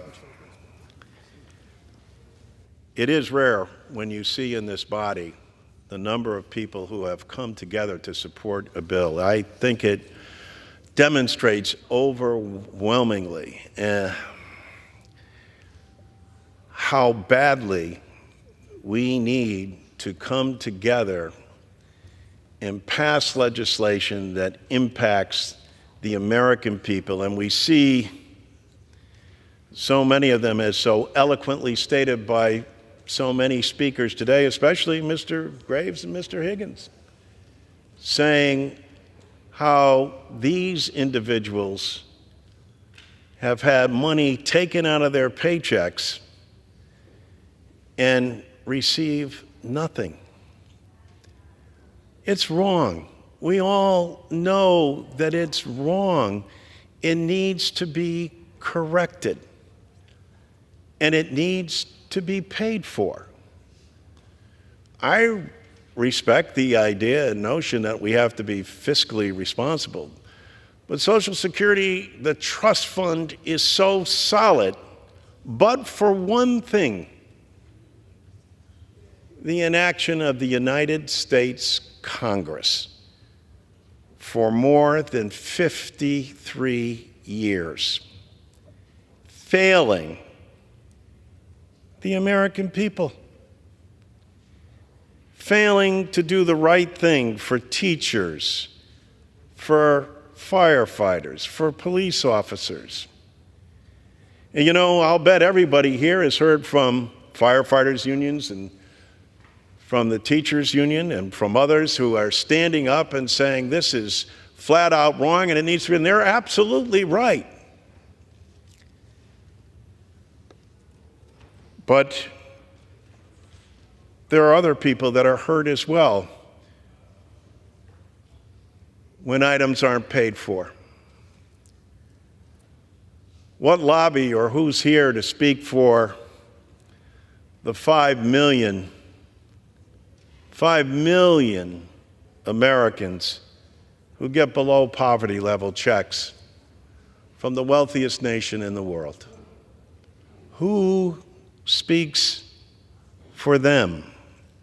Who speaks for the more than 33 million Americans who the only benefit that they have is Social Security? And as proud of I am of the speakers on our side who have talked about the need to address this issue for people that have been hurt and disadvantaged, if we don't pay for it, we hurt and disadvantage people who are in the fund currently by not comprehensively addressing this issue and pay for it. And what that takes is for the discussion to move forward in a manner in which it goes through regular order, it's debated in committee and on the floor, and then voted on. The great news is that there'll actually be a vote, and there'll actually be a discussion, and people will have to say, well, why was that so? And what was the outcome? And in doing so, hopefully an understanding about the absolute neglect by the United States Congress, both chambers, to address the nation's #1 anti-poverty program for our elderly and for our children. It is the safety net of capitalism and entrepreneurialism. It should be something we're embracing, where both sides have good points to make. But one of them clearly isn't cutting benefits intentionally or unintentionally that end up hurting the very people we're sworn to serve, the very people that Social Security was meant to protect. The genius of Roosevelt and the Congress back in 1935 is that they got it. It took a major event like the Great Depression. But if you think it can't happen again, think back to 2008, 2009, when people's 401ks became 101ks. My God, the American people are begging us to do something, to have a vote. They're right. These benefits have been taken from them that they earned and paid for. They deserve them. But in the process, we can't hurt those people who we've also neglected. 5 million fellow Americans in all of our districts getting below poverty level checks. That is wrong.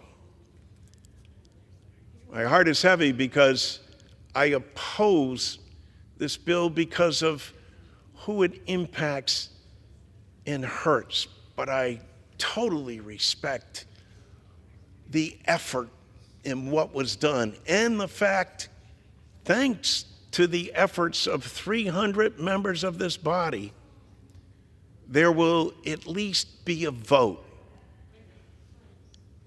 Not the vote I would have preferred, but a vote. I yield back. The gentleman yields. The gentleman from Missouri is recognized. Thank you, Mr. Speaker. America's public servants deserve to be treated fairly by Social Security, and all of America's seniors deserves access to the benefits that they've earned and to live out their retirement with dignity. These truths are not mutually exclusive. We owe it to those Americans who dedicated their careers to serving the public that they are not treated unfairly because of a mistake Congress made decades ago. We also have a duty to the millions of seniors on Social Security not impacted by GPO or WEP to put in place a legislative fix that protects their benefits. I'd like to commend my colleague and good friend, Congressman Graves, for his tireless work on behalf of these seniors, and encourage all of my colleagues to consider how this legislation will affect their constituents one way or another as they vote. I yield the balance of my time to Mr. Graves. The gentleman yields. Gentleman's recognized. Thank you, Mr. Speaker. Mr. Speaker, this bill has been amazing. I'll say it again. At one point, it's been the most co-sponsored bill in Congress, 330 co-sponsors. This bill has a majority of the majority. There's one Social Security fix bill that has a majority of the majority as co-sponsors. There's one bill that has the Speaker of the House as a co-sponsor that fixes this. There's one bill that has the Majority Leader of the House as a co-sponsor that fixes this. There's one bill that will truly solve this problem after 40 years of stealing from police officers, from teachers, from firefighters and others, and it's H.R. 82. Now, Mr. Speaker, at home, a lot of people are probably confused, and quite frankly, a lot of members of Congress are probably confused. Why are there two different bills that we're voting on today? I want to be very clear. One bill, H.R. 82, actually fixes the problem. I appreciate the efforts of my friend from Texas working to try to solve this. The bill doesn't do it. And let me just give you one little story, one little anecdote to make it clear. Today, Mr. Speaker, if you have a police officer killed in the line of duty, that widow, that spouse, gets zero in spousal benefits and Social Security. If we pass the other bill that was introduced, that was suddenly thrown up and put on the agenda, if we pass that legislation, that spouse will continue to get nothing. So the widow of a police officer killed in the line of duty spousal benefits will still be zero. According to all of the groups that are out there supporting this legislation, that are identified on this poster here, the other bill, H.R. 5342, would actually benefit 1 million and result in cuts to 14 million retirees. Let me say it another way. You vote yes on H.R. 5342, you are voting to cut Social Security benefits. If you want to go home and go explain that, have at it. There's one bill that solves the problem. I want to thank my good friend, Congresswoman Spanberger, for being a great partner. I want to thank Logan Delabar Hayes. I want to thank Sean, Ben, Mark, and Maggie Airy, all the folks that have been so helpful, the staff folks that have been so helpful. And while the chairman and I were unable to get to an agreement, a consensus on this, I do want to thank Chairman Smith for his tireless efforts to fix this. Lastly, Mr. Speaker, I want to say it one more time. There is one bill that has the support of the police officers, the teachers, the firefighters, and all the other retirees. I urge support for H.R. 82, and Mr. Speaker, I ask unanimous consent to include in the record a letter of support from the Federal Postal Coalition, a letter of support from the Fraternal Order of Police, from the American Federation of State and County Municipal Employees, from the National Association of Police Organizations, from the National Committee to Preserve Social Security and Medicare, from NARF, from the International Association of Firefighters, from the American Federation of Government Employees, from the, I think I have one more. No, that was it. Without Mr. objection. Speaker, all groups that are supporting this bill and urging a no vote on the other bill, H.R. 5342. Ask adoption of H.R. 82 and yield back. The gentleman yields. The gentleman from Missouri is recognized. We yield back the remainder of our time. The question is, will the House suspend the rules and pass the bill H.R. 82? Those in favor say aye. Aye. Those opposed, no. In the opinion of the chair, two-thirds being in the affirmative, the rules are suspended. Mr. Speaker. For what purpose does the gentleman from Missouri seek recognition? I demand the yeas and nays. The yeas and nays are requested. All those in favor of taking this vote by the yeas and nays will rise and remain standing until counted. A sufficient number having risen, the yeas and nays are ordered. Pursuant to Clause 8 of Rule 20, further proceedings on this question will be postponed.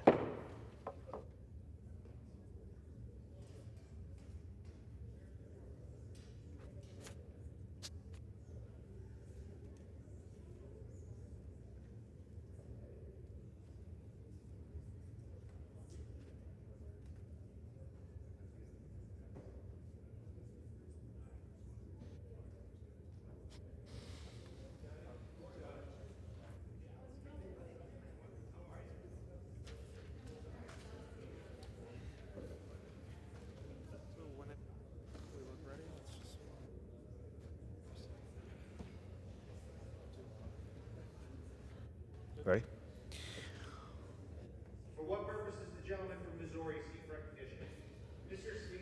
I move to suspend the rules and pass the bill H.R. 9495, the Stop Terror Financing and Tax Penalties on American Hostages Act as amended. The clerk will report the title of the bill. H.R. 9495, a bill to amend the Internal Revenue Code of 1986 to postpone tax deadlines and reimburse paid late fees for United States nationals who are unlawfully or wrongfully detained or held hostage abroad, to terminate the tax-exempt status of terror-supporting organizations, and for other purposes. Pursuant to the rule, the gentleman from Missouri, Mr. Smith, and the gentleman from Texas, Mr. Doggett, each will control 20 minutes. The chair recognizes the gentleman from Missouri. Mr. Speaker, I ask unanimous consent that all members have 5 legislative days to revise and extend their remarks and submit extraneous material on this bill under consideration. Without objection. Thank you, Mr. Speaker. I rise to speak in support of H.R. 9495, brought forward by Representative Tenney, Kustoff, and Schneider of the Ways and Means Committee, as well as Representative Titus of Nevada.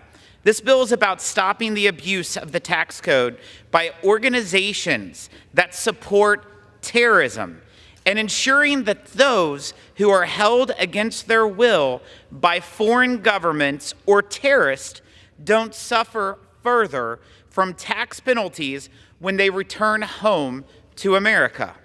In the wake of Hamas's brutal attacks in Israel on October 7th, 2023, we've discovered material support for terrorist organizations like Hamas right here in the United States, much of which have been funded by tax-exempt organizations receiving money from American taxpayers. Tax-exempt status must be denied to any entity found to have provided material support to a terrorist organization. We must starve the aggressors of the resources they need to commit more atrocities. At the same time, Hamas is still holding hostages in Gaza, including American citizens, kidnapped by the terrorist organization on October 7th of last year. We must honor the struggle of these victims. Unfortunately, they are made to suffer unintentionally due to aspects of our tax code. When those who are wrongfully detained around the world, whether by terrorists or by governments, finally return to America, they could be subjected to tax bills, including penalties and interest on taxes that went unpaid during their captivity. H.R. 9495, the Stop Terror Financing and Tax Penalties on American Hostages Act, is the much-needed solution to both of these problems. Under this legislation, the IRS will be given the tools it needs to ensure that American citizens held hostage or wrongfully detained and their families do not incur penalties for late tax payments while in captivity. American victims and their families already went through a nightmare. Tax penalties just add to the harm. This legislation would also close the IRS loophole that terrorist organizations have exploited for years. It builds on the committee's anti-terror financing efforts by prohibiting organizations from maintaining tax-exempt status if they are found to have provided material support or resources to a terrorist or terrorist-supporting organization within a 3-year period.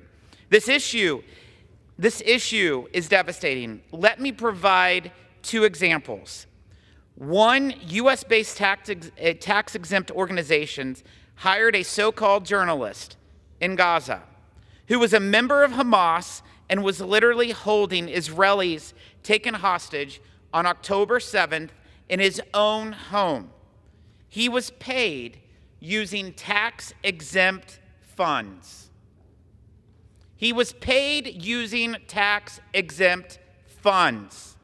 That organization is still an operating tax-exempt here in the U.S. today, even though the Ways and Means Committee has called for the revocation of their status, the IRS commissioner has yet to do anything. Another tax-exempt organization based in the U.S. financially sponsored and funded a foreign group that was just designated by Treasury as a sham charity and a funder of terrorism. The IRS, once again, has yet to revoke the sponsor's tax-exempt status. This legislation is needed. It received overwhelming support, bipartisan support, in the Ways and Means Committee. I look forward to seeing H.R. 9495 receive even more bipartisan support here on the House floor today. I reserve the balance of my time. The gentleman reserves. The gentleman from Texas is recognized. Mr. Speaker, at this time I would yield myself 4 minutes. Gentleman's recognized.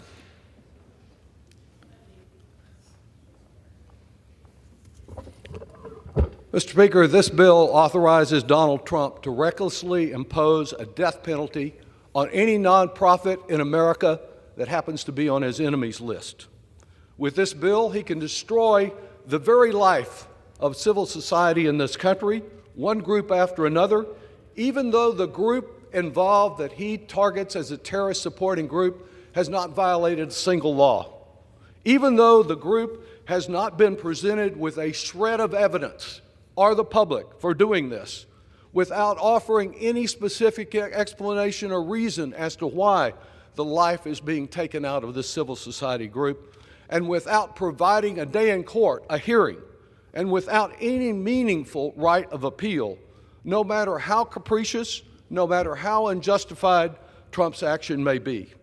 H.R. 9495 is a repackaged version of legislation that was originally filed months ago with good intentions, including that of some of my Democratic colleagues. With Trump's election, the conditions have changed. The dangers of granting additional power to him are far outweighed by any benefits from this bill. This is the same Trump who vowed to be dictator on day one and has declared the greatest danger our country faces today is the enemy within.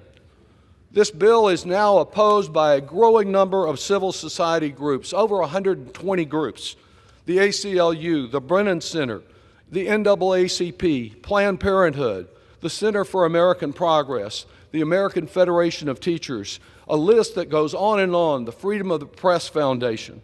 This legislation is done in the name of stopping financial support for terrorism. All of us support stopping terrorism. Like everyone here, I've done that, and I have previously voted for this very language, not once but twice, though the last time it came before our committee, I voiced the very same concerns about the lack of due process that I voiced today. Since none of the deficiencies of this bill have been corrected and no amendment is offered today, we must reject it. If he is on a march to make America fascist, we do not need to supply Donald Trump with any additional weapons to accomplish his ill purpose. Our freedoms will not be destroyed in one great blow. No, it will be 1,000 cuts over the term of this administration, undermining our liberties one after another. To those who say that this bill only applies to groups that are supporting terrorism, consider how very expansive that term can be, both at home and abroad.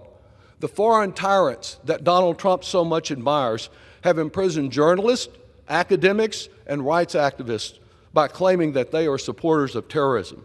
State and federal elected officials in this country have called for terrorism investigations or prosecution of major news outlets. Trump himself has criticized and labeled anti-racist activists as terrorists. Some have mischaracterized environmental groups as eco-terrorists. Under this bill, Trump's list of targets would only be limited by his imagination, not any guardrails in the bill. For example, Trump claimed that Democrats, myself included, who didn't clap enough for him in this chamber when he gave his first State of the Union, were traitors, that we were treasonous. He could target organizations that assist refugees for harboring terrorists, Planned Parenthood or a hospital for the alleged terror of abortion, an environmental group mislabeled as an eco-terrorist, a private university that permits too many anti-Trump demonstrations, a disability rights group that is objecting to Trump's interference with the Affordable Care Act, a shelter offering housing to, I yield myself another 2 minutes. A shelter offering housing to LGBTQ youth, a Vietnam Veterans of America group that previously declared Trump's attacks on Gold Star families disgraceful and un-American, think tanks that don't happen to think the way Trump wants it, groups fighting Christian nationalism, or simply any tax-exempt group not viewed as sufficiently pro-MAGA. Now, let's talk about the examples, the two examples that the chairman just referred to. He thinks the IRS commissioner has not acted swiftly enough, and it sounds like perhaps he's right. Well, who do you think appointed the IRS commissioner? His name is Donald J. Trump. The defect is not in the law as it exists today, but on the question of whether or not there is being proper administration of the law that exists today that can deal with terrorism. If the real purpose of this bill as well were simply to postpone tax filing deadlines for the very small number of Americans that have been detained hostage, as wrong as that is, are approving right now the bill that has lingered here as Republicans shelved it for 6 months, that the Senate approved to do that, to provide them that protection. We can put that bill on the president's desk right now. The very fact that the Republicans use this claim of helping hostages, it's a subterfuge, because what it's really about is empowering Trump to do more harm. They are, in essence, holding the hostages hostage once again. I yield back and reserve the balance of my time.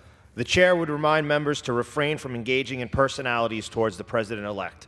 The gentleman from Missouri is recognized. Thank you, Mr. Speaker. May the record also reflect the truth and the facts. And the IRS Commissioner, Mr. Werfel, was appointed by President Biden, not President Trump. Let's get the facts straight. I would yield as much time as she may consume to the gentlelady from New York, Ms. Tenney. Gentlelady is recognized. Thank you, Mr. Speaker. I rise in support of Stop Terror Financing and Tax Penalties on American Hostages Act, H.R. 9495. The intent of this bill is simple. No American who has suffered the injustice of wrongful detention or hostage-taking by our adversaries should return home to face penalties and interest from their own government. Under current tax law, individuals who have been held against their will can be subject to late tax payment penalties and interest after returning home from captivity. Not only does this defy common sense, it defies compassion. This is an obvious flaw, and that only worsens the trauma of individuals and families who have already faced extraordinary challenges. In addition to righting this egregious wrong, the bill revokes the tax-exempt status for organizations found to be supporting these terrorist groups. By the way, an initiative that passed unanimously in the House Ways and Means Committee. Contrary to what some of my colleagues across the aisle believe, the American people do not want hard-earned tax dollars to be funneled to terrorist organizations. Numerous House Ways and Means Committee investigations have uncovered evidence that groups like Samadoun, for example, are actively laundering funds through nonprofit organizations to terrorist organizations. This comes at an important time, as last month marked 1 year since Hamas's brutal attack on Israel, with many hostages currently being wrongfully detained at the hands of designated terrorist groups like Hamas. The Stop Terror Financing and Tax Penalties on American Hostages Act will ensure that American hostages, wrongful detainees, and their families are not further burdened with the tax penalties and interest for circumstances beyond their control. While I'm thankful that we are taking a pivotal step today to correct this injustice, we must continue to fight to secure the release of Americans being illegally held abroad, like my constituent, Ryan Corbett, a wonderful husband and father from Dansville, New York, who remains wrongfully detained by the Taliban. Ryan Corbett has been wrongfully detained by the Taliban for 825 days, being held in a 9-by-9-foot basement cell without regular access to a bathroom, sunlight, or medical care. Ryan's health is deteriorating quickly, and the situation is dire. I urge President Biden and Secretary Blinken to do everything in their power to bring Ryan home and reunite him with his amazing wife, Anna, and their 3 beautiful children, Katsia, Miriam, and Caleb. I want to thank Chairman Jason Smith, Speaker Mike Johnson, and Leader Steve Scalise for bringing this important bill to the floor. I'll also note that this bill passed unanimously out of the House Ways and Means Committee, including with the support of Ranking Member Richie Neal. In closing, I ask my colleagues to support the Stop Terror Financing Tax Penalties on American Hostages Act to send a clear message that we stand by our fellow citizens who have endured unthinkable consequences abroad. And with that, I thank you, and I yield my time.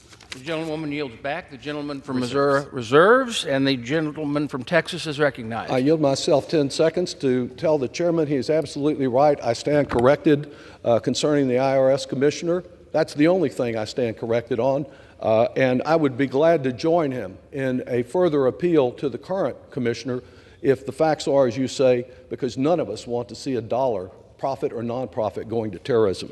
And with that, I would yield 3 minutes to the gentleman from Virginia, Mr. Byer. The gentleman from Virginia is recognized for 3 minutes. Yeah, thank you, Mr. Speaker.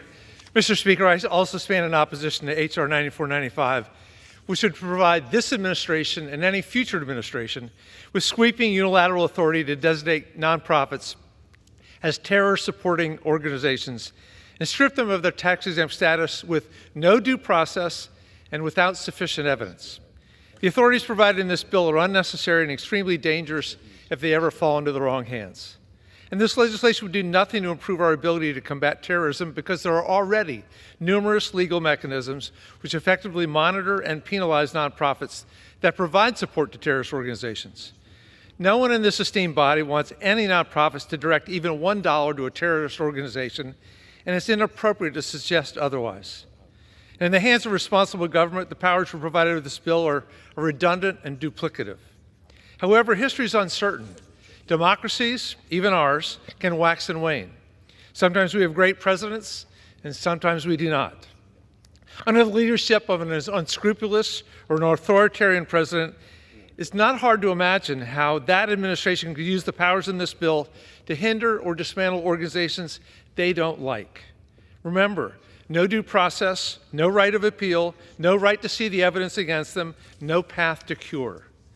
It's deeply unfortunate this bill was combined with common sense legislation led by my friends Representative Dina Titus, Claudia Tenney, and me that would have allowed the IRS to waive or postpone fines and fees on taxpayers who have been unlawfully detained or held hostage overseas and have not been able to pay their taxes on time.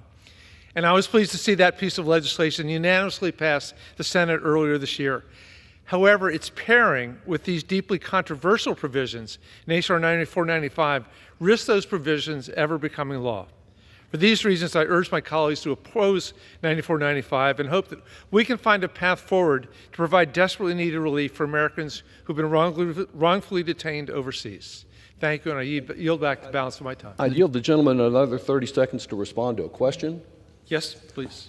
So the bill you have is the same one that the Senate passed 6 months ago. Have you been given any reason why the Republicans, if they're so eager to help the hostages, have held that bill instead of bringing it up for us to consider and getting it on the president's desk right now, this week? I have never been given that reason, no. I thank the gentleman. Gentleman from Texas. Reserved. Gentleman from Missouri is recognized. Thank you, Mr. Speaker. I really, I cannot understand what is controversial about an organization losing their tax-exempt status if they're funneling terrorism. I don't see how that's controversial, but apparently the prior speakers believe that it's controversial. It's crystal clear. This legislation has passed out of the House with overwhelming support in the past. The Senate's been holding it up. The Democrat-controlled Senate has been holding it up, but guess what? In a couple months, it won't be the Democrat-controlled Senate. Anyhow, I reserve. Gentleman from Missouri reserves. The gentleman from Texas is recognized. Mr. Speaker, I would yield 4 minutes to the gentleman from California, Mr. Takano. The gentleman from California is recognized for 4 minutes. Thank you, Mr. Speaker. I rise in strong opposition to H.R. 9495, the so-called Stop Terror Financing and Tax Penalties on American Hostages Act.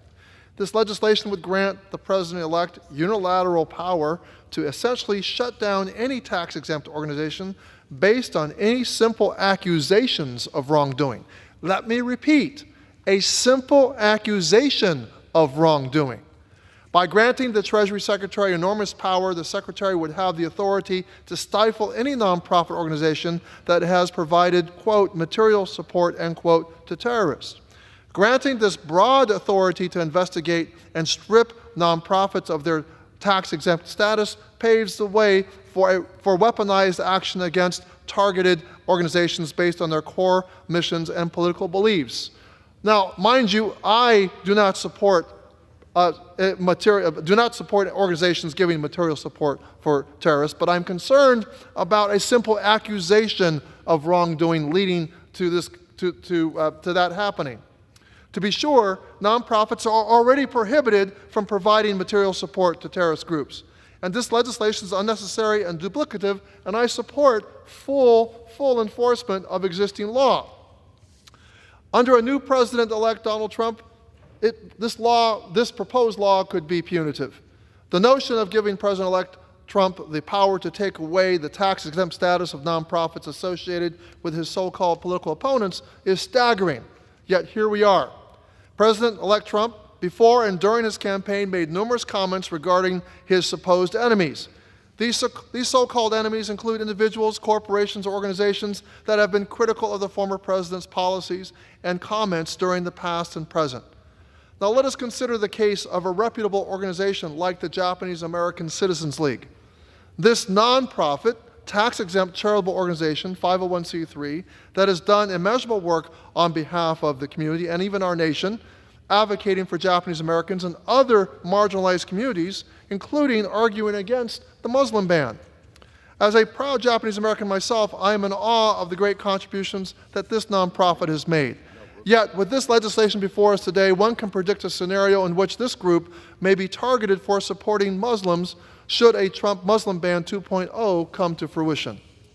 Every day in this country, nonprofits are doing incredible work. They touch a range of different policy areas and sectors, and with this bill are at significant risk.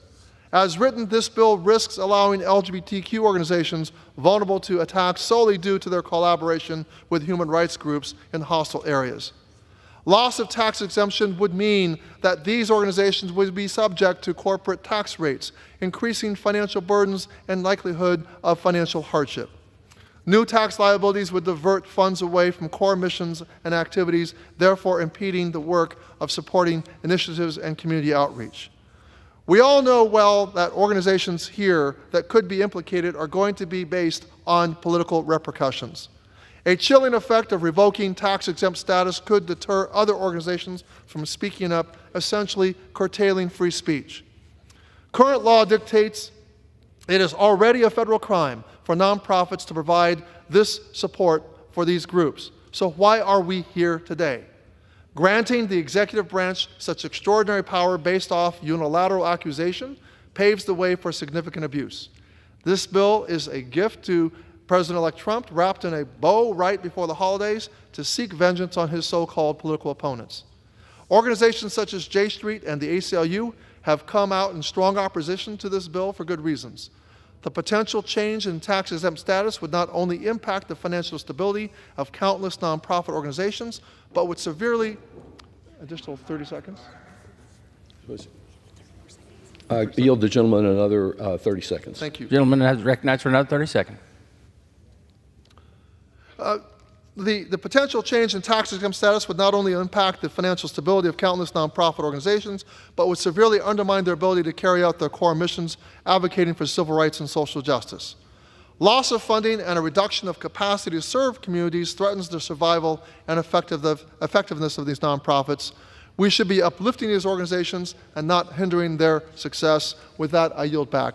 Gentleman yields back. The gentleman from Texas reserves. The gentleman from Missouri is recognized.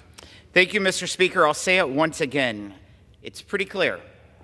This bill gives the IRS the authority it needs to revoke tax-exempt status to revoke tax-exempt status for organizations that provide material support for terrorism. That's it. So the tax-exempt organizations that aren't providing material support for terrorism, they have nothing to fear. I reserve the balance of my time. Gentleman from Missouri reserves. The gentleman from Texas is recognized. Gentlemen have further speakers. If not, I'm prepared to close. The gentleman from Texas is recognized. Mr. Speaker, I yield myself 5 minutes. The gentleman is recognized for 5 minutes. The ability to demand that no dollars flow from America to any terrorist organization has been long recognized in the law as it exists today. In fact, the chairman has conceded that when he says his complaint is that the IRS has not moved fast enough under existing law. This is not a question of an adequate law. It is against the law today to provide support to a terrorist organization, be it exempt or non-exempt. The question here is whether we should change the law to eliminate the right to know what's the evidence to that effect. Is it just the chairman's claim that someone is a terrorist organization? If it is a terrorist organization, why not present the evidence? Why not provide an opportunity for a hearing for that evidence to be tested? Why not provide a meaningful right of appeal? No, none of these safeguards are there, and they're there for they're lacking for a reason. The desire is to be able to weaponize the Treasury with regard to these organizations and to do as has happened under one tyrant after another in another country, to claim that the opponents are terrorists, a term that is expansive. Unchecked authority to revoke the nonprofit status of such groups without cause or due process risks Trump truly weaponizing the Treasury Department and destroying civil society organizations across this country. As David Thompson with the National Conference of Nonprofits has said, by violating basic due process rights, this bill bodes ill without input from the charitable sector. As civil society groups have stated, over 120 of them, the executive branch could use this authority to target its political opponents and use the fear of crippling legal fees, the stigma of designation, and donors fleeing controversy to stifle dissent and chill speech and advocacy. It's not just the denial of tax status, it is the threat of denial. It is the use of intimidation at which our president-elect is an expert. To let this be an intimidation of one group after another, a church, a social organization that has nothing to do with terrorism but can be characterized as such by him, and that's all it takes. If Trump calls you a terrorist, just as he called me a traitor for not clapping long enough for him, that's all it takes under this bill. Then you have no hearing, you have no evidence, you have no true appeal rights. The supposed administrative provisions, administrative safeguards of this bill are a total sham. After you've found guilty and denied your taxpayer status, then you can complain about it. It's based on the principle that you're guilty before proven innocent. The process there provides no protection whatsoever. Again, with regard to helping the hostages, and let's be very clear about that. For 6 months, we have had in this House the opportunity to pass a Senate bill that is word for word a bill that's pending here in the House to help the hostages. Why has that not been done? The very fact that there is such great interest in the hostages today and such total insensitivity over the last 6 months to do anything about them tells you that there's an ulterior motive here, that the goal is not about helping perhaps a dozen hostages, victims, families have gone through hell. It's not about that. It's about placing one civil society group after another on the line under a new president to use unlimited discretion to attack his political foes. We have an opportunity tonight to either advance the cause of fascism or to push back about it, push back against it. And you know, we have statements not from Democrats, but from those who work closest with President Trump, raising concern, causing my concern about giving him any additional power. After he called the press the enemy of the people, there is concern about the impact on the press. So many of our journalist organizations now at the local level are nonprofit organizations, and to lose their tax-exempt status is to destroy freedom of the press.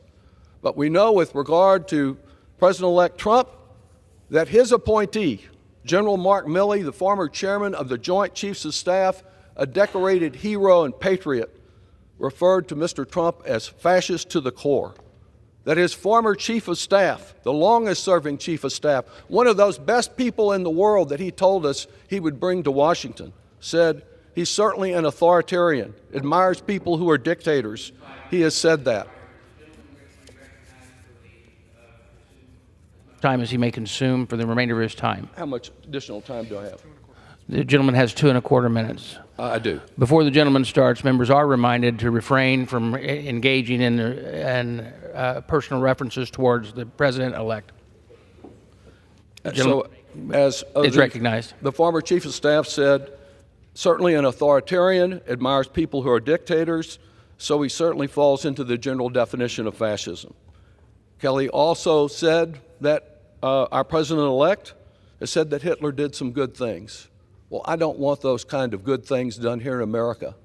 I want people that disagree with me as much as the chairman does tonight from across this country to have their opportunity to have their say.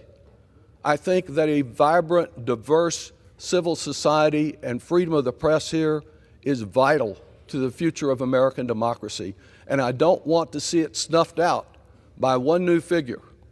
Let us not, tonight, give a wannabe tyrant the tool of tyranny. And I yield back. Gentleman yields back. Members are reminded to refrain from engaging in personalities towards the president-elect, including by making references to other sources that would have been out of order if spoken in the member's own words. The gentleman from Missouri is recognized. Thank you, Mr. Speaker. In response to the prior speaker's comments of the Senate hostage bill that was passed earlier, we had the IRS, we had joint tax that said that there were flaws in how it was drafted. This bill fixes those flaws according to what the IRS said and joint tax. And also, the prior speaker is also a member of the Ways and Means Committee, and they know that according to the Constitution, all revenue measures originate in the House of Representatives. That bill is a revenue measure that originated in the Senate. So that is why we're doing this legislation, in order to get it accomplished, to follow a very important document. It's called the U.S. Constitution. There is something terribly wrong when organizations that support terrorism can abuse the tax code here in the United States. But American citizens victimized by bad actors abroad can be subjected to tax penalties when they return home to America.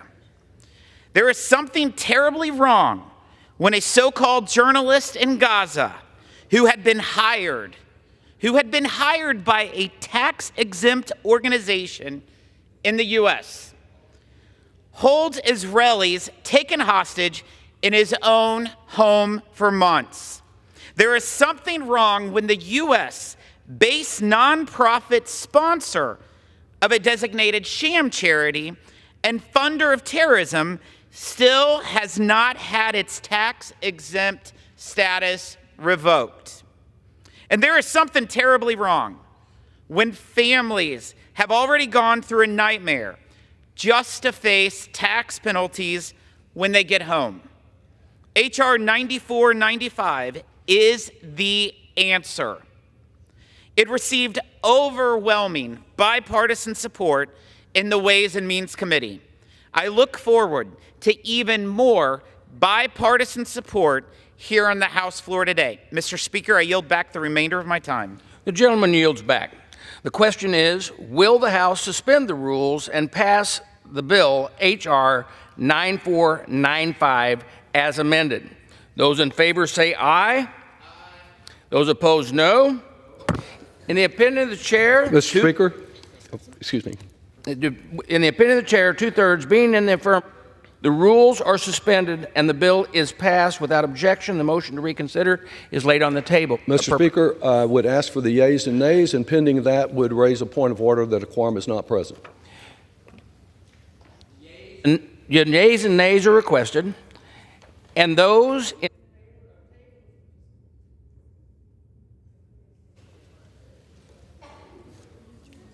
I want to vote.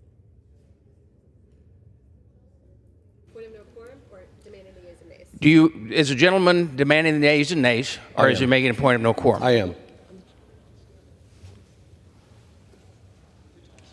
Demanding the yeas and nays. I raise a point of order that a quorum is not present, Mr. Speaker. Thank you. Pursuant to Clause 8 of Rule 20, further proceedings on this motion will be postponed.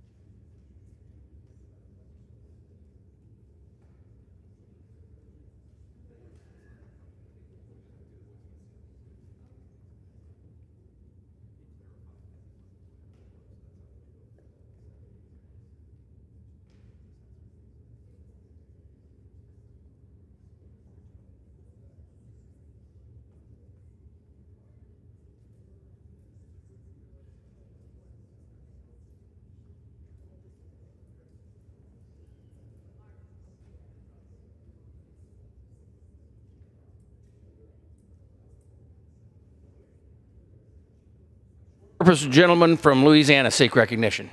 Mr. Speaker, I move that the House suspend the rules and pass the bill H.R. 9597 as amended. The clerk will report the title of the bill.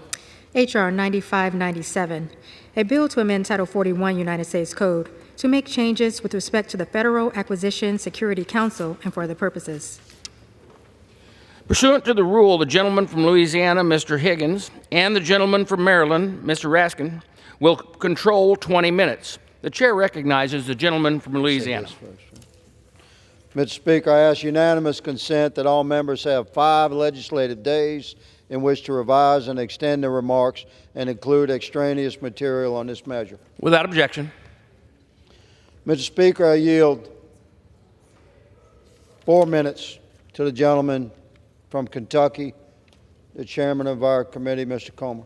The gentleman from Kentucky is recognized for 4 minutes. Thank you, Mr. Speaker, and I want to thank the gentleman from Louisiana for yielding.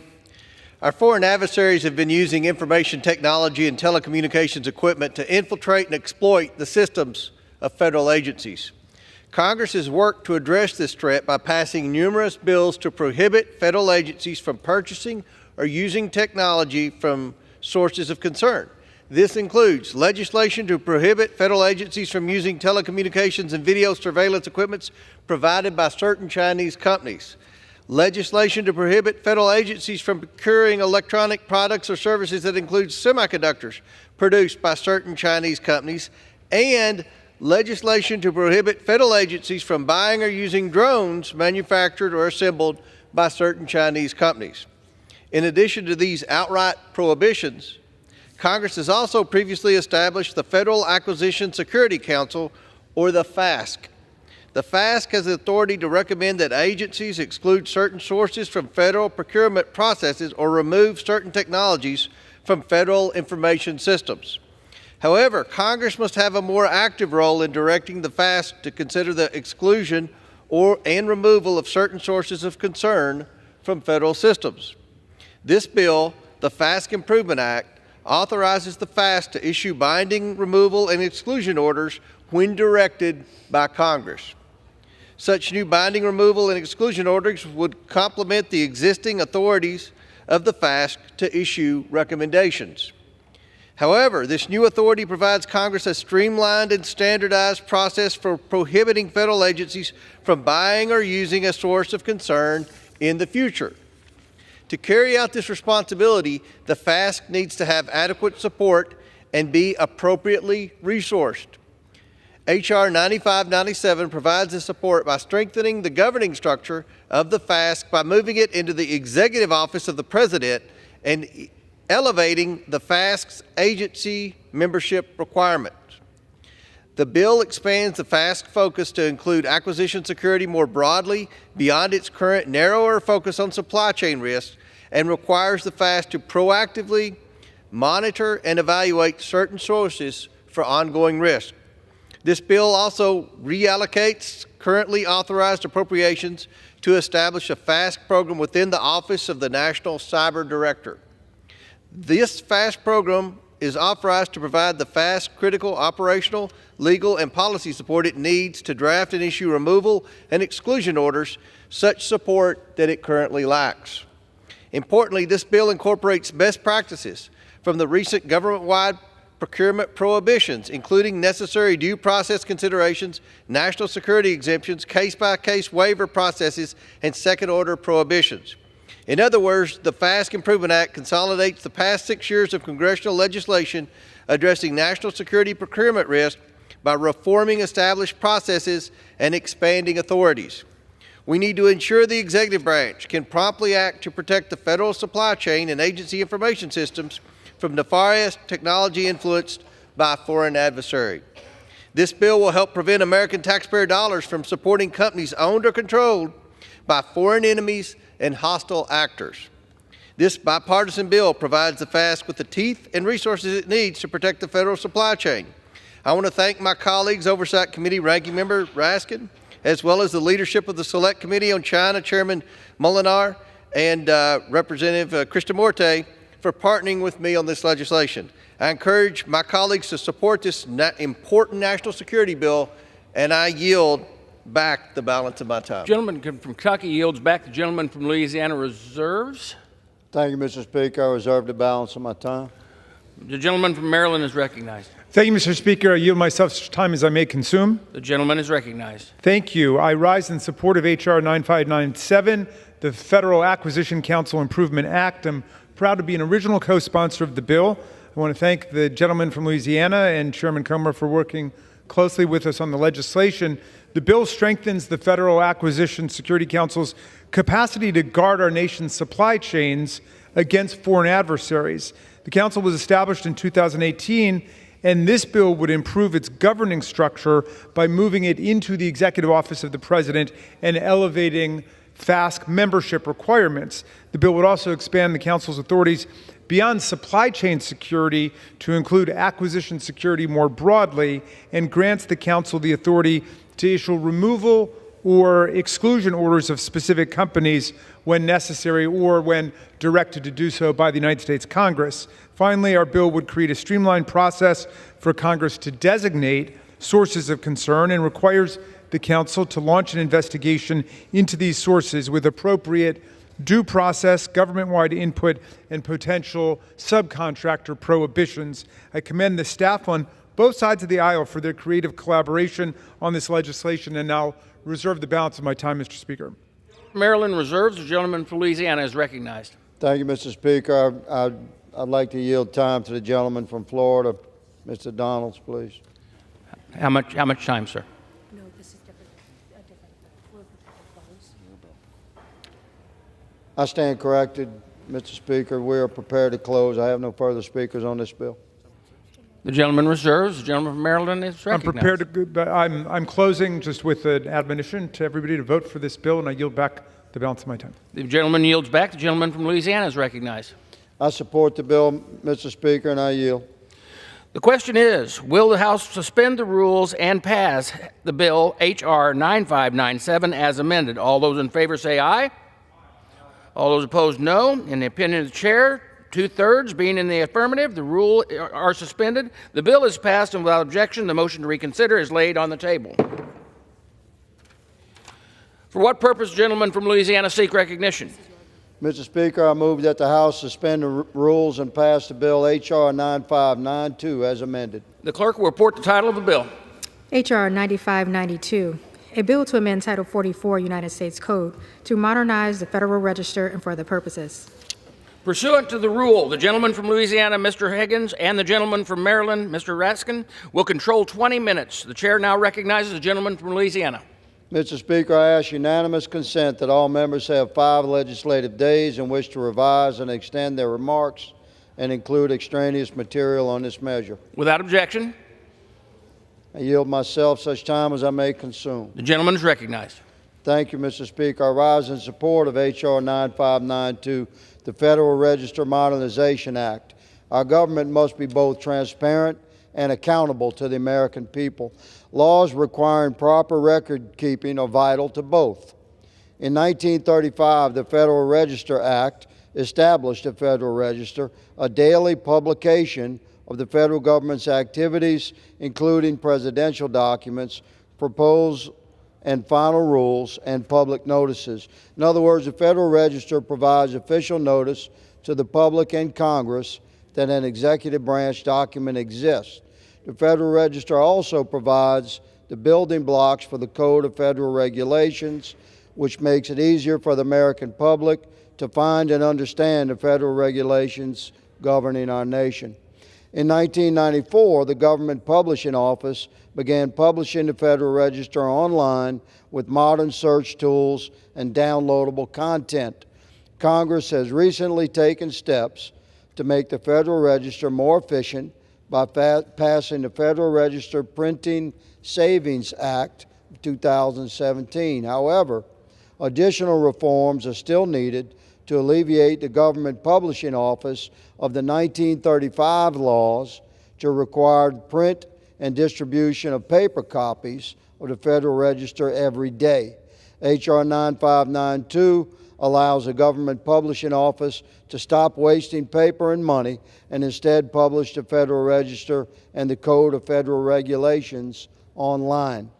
The bill also streamlines the process for federal agencies to transmit official documents to the National Archives, ensuring a more efficient process for making these important federal documents public.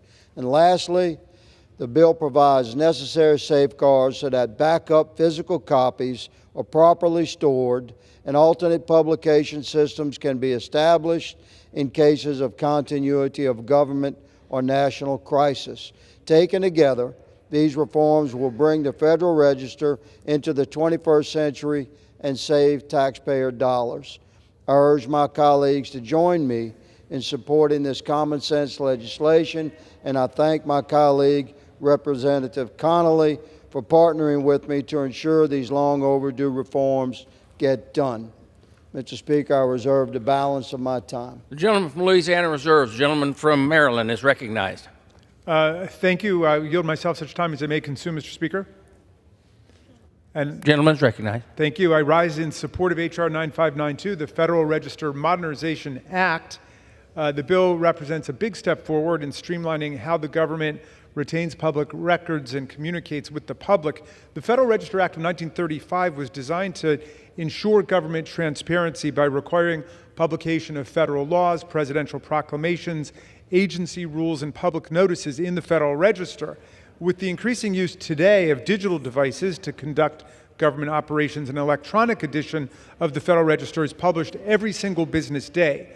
The publication of hard copy agency document submissions to the Office of the Federal Register creates unnecessary redundancy and, as my friend from Louisiana says, administrative burdens and environmental waste. In 1936, the Office of the Federal Register published 2,620 pages in a year, just over 2,500 pages. By 2023, the Federal Register had expanded to more than 90,000 pages in a year. The volume of federal documentation has grown exponentially over the last century, so the need for a more efficient and streamlined process is obvious. This act would align with the current digital practices of federal agencies and eliminate the need for multiple print submissions.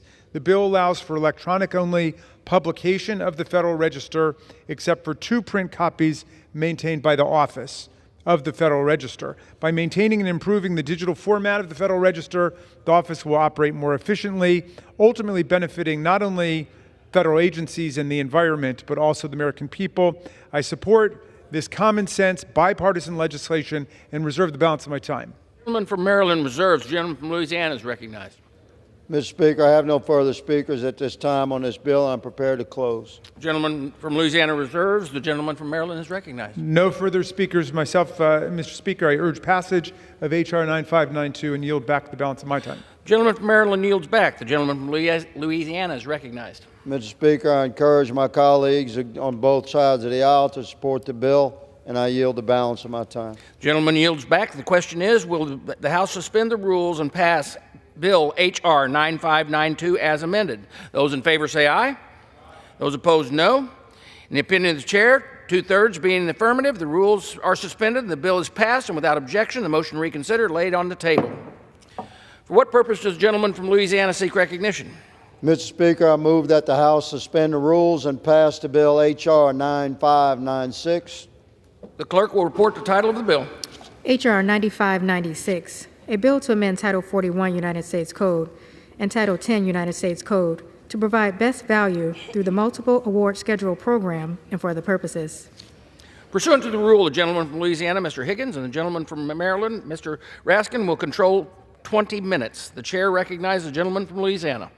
Mr. Speaker, I ask unanimous consent that all members have 5 legislative days in which to revise and extend their remarks and include extraneous material for this measure. Without objection.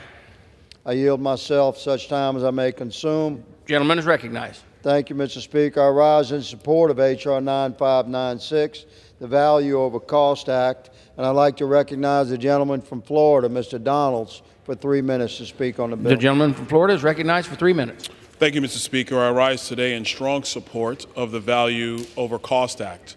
This is a simple, common sense piece of legislation that modernizes the antiquated federal procurement process. Specifically, this bill provides the General Services Administration with additional contracting flexibility by allowing for consideration of best value, in addition to lowest overall cost alternative. Instead of just looking at the initial price tag, the federal government should be fiscally responsible and also consider the contractual value of products and services over time, if it's in the best interest of the federal government.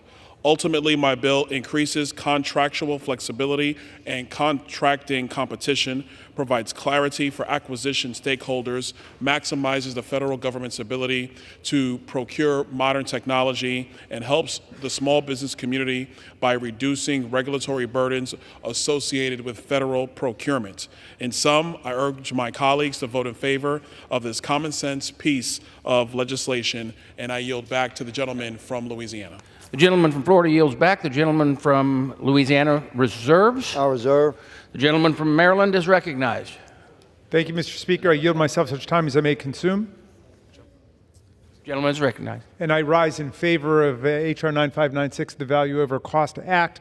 The GSA keeps a list of goods and services that are available to federal agencies from multiple GSA-approved vendors at different prices. This schedule is known as the Federal Supply Schedule. Agencies can order commercial goods and services listed on this schedule in different quantities at the prices stated on the schedule. It provides a simplified process for agencies to acquire goods and services while also earning volume discounts for the federal government as a whole. Now, current law is ambiguous about whether the contracts and orders under the Federal Supply Schedule program must be the lowest price or the best value price. Best value contracts consider price, but also things like the quality of the product and the expertise of the service provider. The bill clarifies that both the lowest price and the best value are acceptable outcomes for contracts obtained under the schedule program. I commend Representative Byron Donalds and Representative Jerry Conley from Virginia for their work on this legislation. I'll reserve the balance of my time. Gentleman from Maryland reserves. The gentleman from Louisiana is recognized. Mr. Speaker, I have no further speakers on this bill. I'm prepared to close. The gentleman from Louisiana reserves. The gentleman from Maryland is recognized. And I'm happy to yield back the balance of my time. The gentleman yields back the balance of his time. The gentleman from Louisiana is recognized. Thank you, Mr. Speaker. I encourage my House colleagues to support this bill, and I yield the balance of my time. Gentleman yields back. The question is, will the House suspend the rules and pass H.R. 9596? Those in favor say aye. Those opposed, no. In the opinion of the Chair, 2/3 being in the affirmative, the rules are suspended and the bill is passed without objection. The motion to reconsider is laid on the table. For what purpose does the gentleman from Louisiana seek recognition? Mr. Speaker, I move that the House suspend the rules and pass the bill H.R. 5301 as amended. The clerk will report the bill.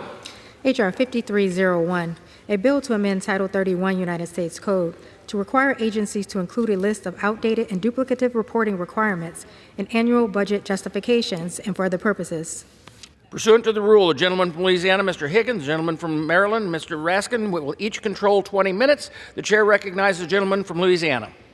Mr. Speaker, I ask unanimous consent that all members have 5 legislative days in which to revise and extend their remarks and include extraneous material on this measure. Without objection.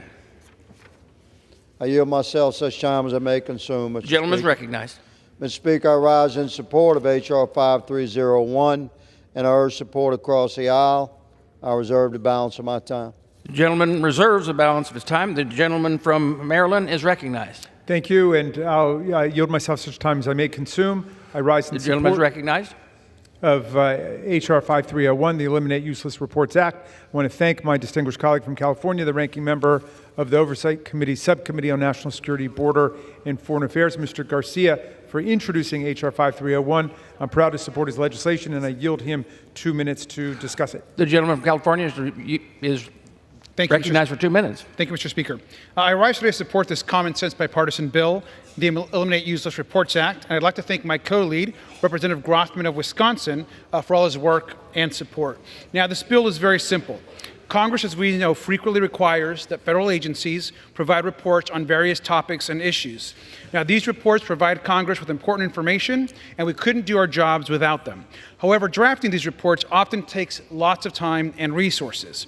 Under this bill, every year, when agencies report their budget requests, they will also send a list of any congressional reports they believe that are outdated or duplicative. They can recommend that we sunset, modify, or consolidate these reports.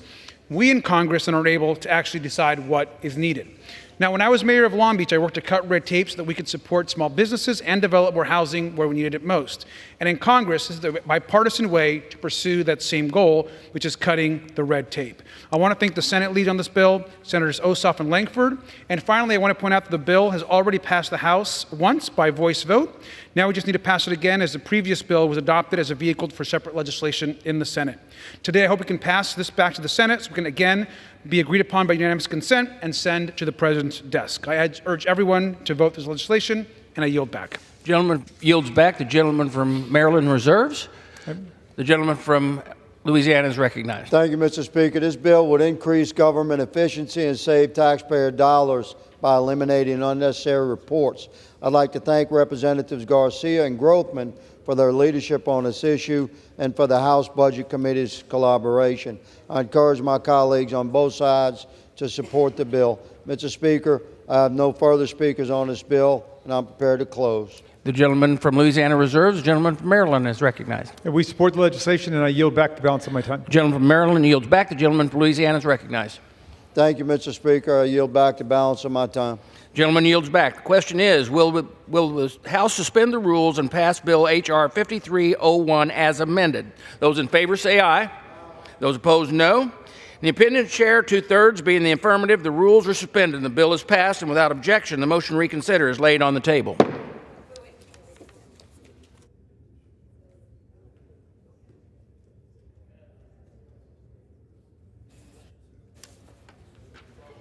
We're going.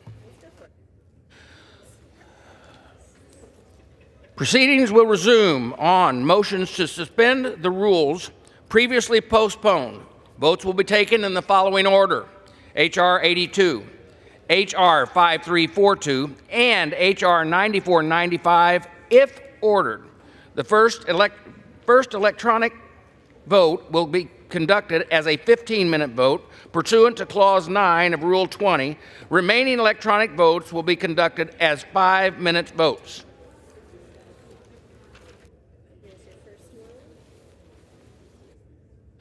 Pursuant to Clause 8 of Rule 20, the unfinished business is the vote on the motion of the gentleman from Missouri, Mr. Smith, to suspend the rules and pass H.R. 82, on which the yeas and nays are ordered. The clerk will report the title. H.R. 82, a bill to amend Title II of the Social Security Act to repeal the government pension offset and windfall elimination provisions. The question is, will the House suspend the rules and pass the bill? Members will record their votes by electronic device. This is a 15-minute vote.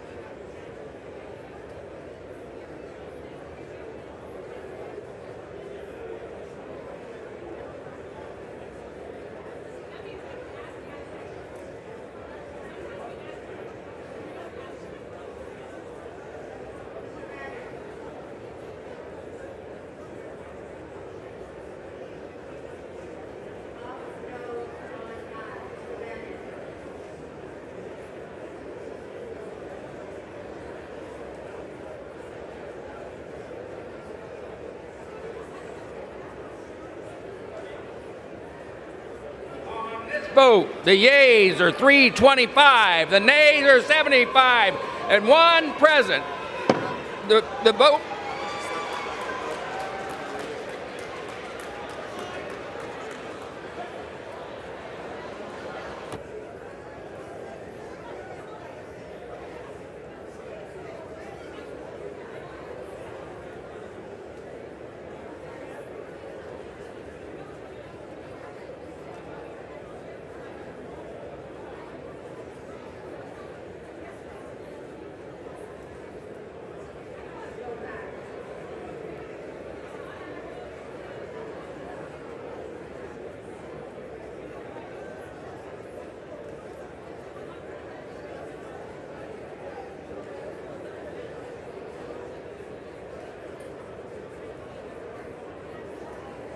On this vote, the yeas are 327, the nays are 75, present is 1. 2/3 being in the affirmative, the rules are suspended and the bill is passed without objection. The motion reconsidered is laid on the table.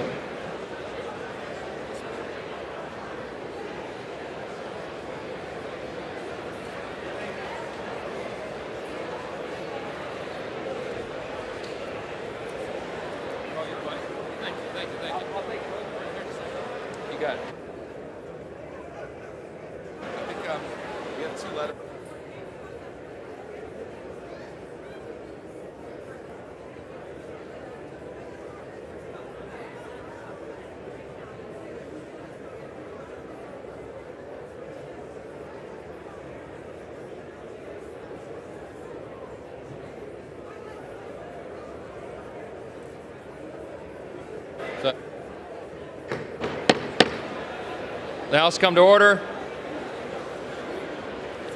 Shh. The chair lays before the House communications. The Honorable, the Speaker, House of Representatives, sir.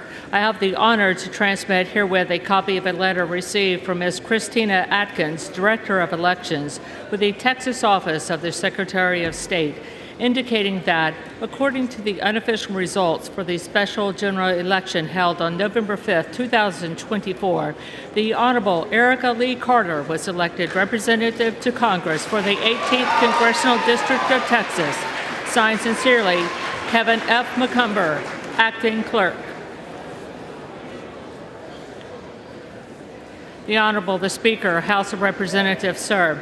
I have the honor to transmit herewith a copy of a letter received from Ms. Megan Wolf, Administrator with the Wisconsin Elections Commission, indicating that, according to the unofficial results for the special general election held on November 5, 2024, the Honorable Tony Weed was elected representative to Congress for the 8th Congressional District of Wisconsin.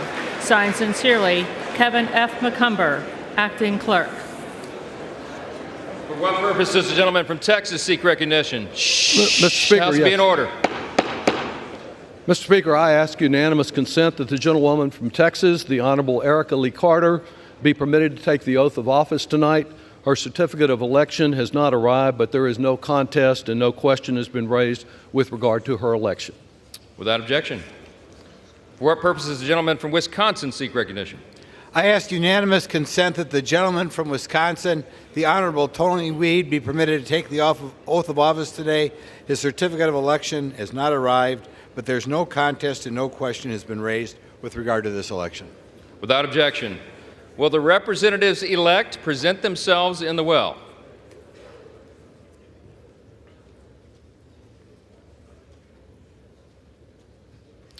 All members will rise, and the representatives-elect will please raise their right hands. Do you solemnly swear or affirm that you will support and defend the Constitution of the United States against all enemies, foreign and domestic, that you will bear true faith and allegiance to the same, that you will take this obligation freely without any mental reservation or purpose of evasion, and that you will well and faithfully discharge the duties of the office on which you are about to enter, so help you God? I swear. Congratulations, you're now members of the 118th Congress.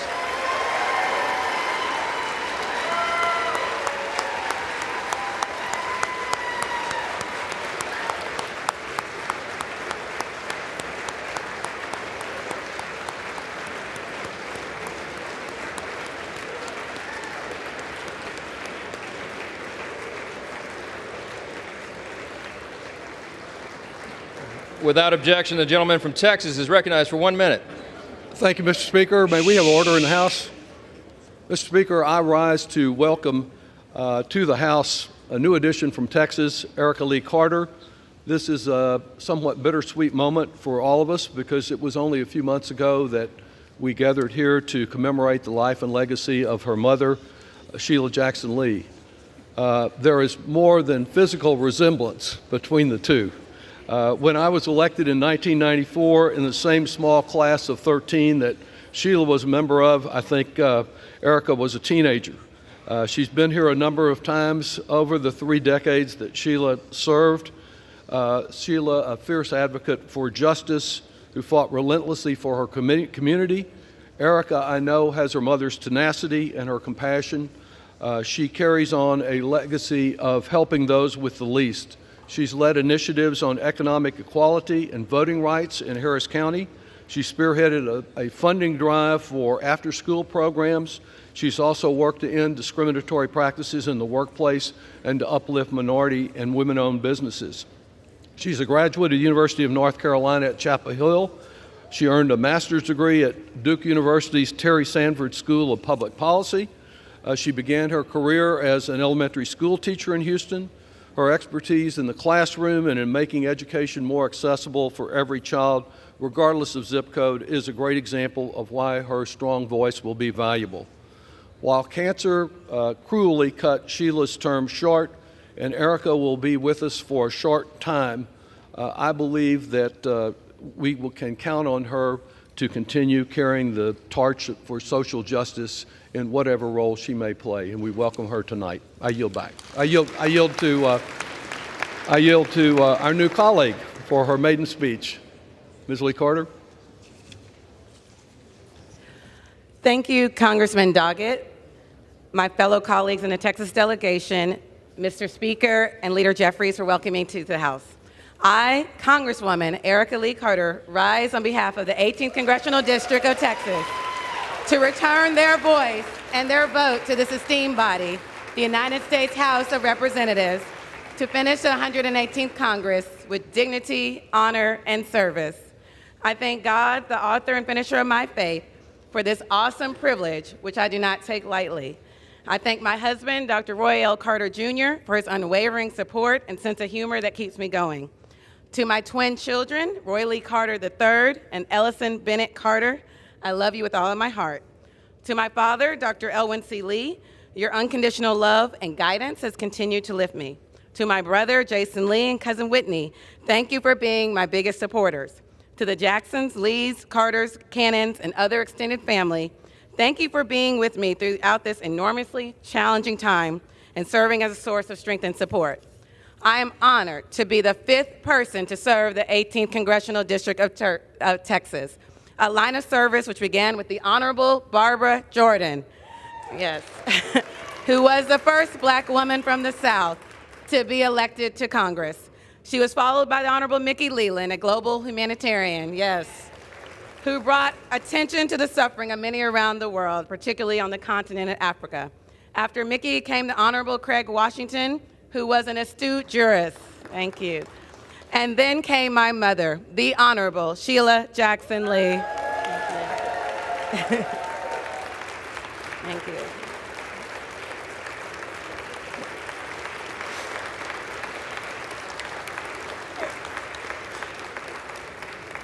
A prolific legislator who served as a bridge from the civil rights era to now, a dedicated public servant who is committed to making America better for her children. I rise in the memory of my mother, the late great Congresswoman Sheila Jackson Lee, who served this chamber for nearly 3 decades. Her legacy of fierce advocacy, a voice for the voiceless, her unwavering commitment to speak truth to power, shaped the lives of countless Americans. Her eloquence and mastery in the art of legislation brought forth reforms that echoed from Houston to the entire nation. She was a social justice leader who advocated tirelessly for women, survivors of violence, and the wrongfully accused. As a senior member of the Judiciary Committee, she always sought to ensure that the United States Constitution was a living, breathing document that lived up to its promise for all people. She held it close and knew it could create a more perfect union that we all desire. This is why she was proud to be the lead sponsor of the Juneteenth National Independence Day Act to recognize when freedom, thank you, reached all America's shores. And as an early member of the Homeland Security Committee, she worked to keep Americans safe at home and abroad and supported creating the Transportation Security Administration.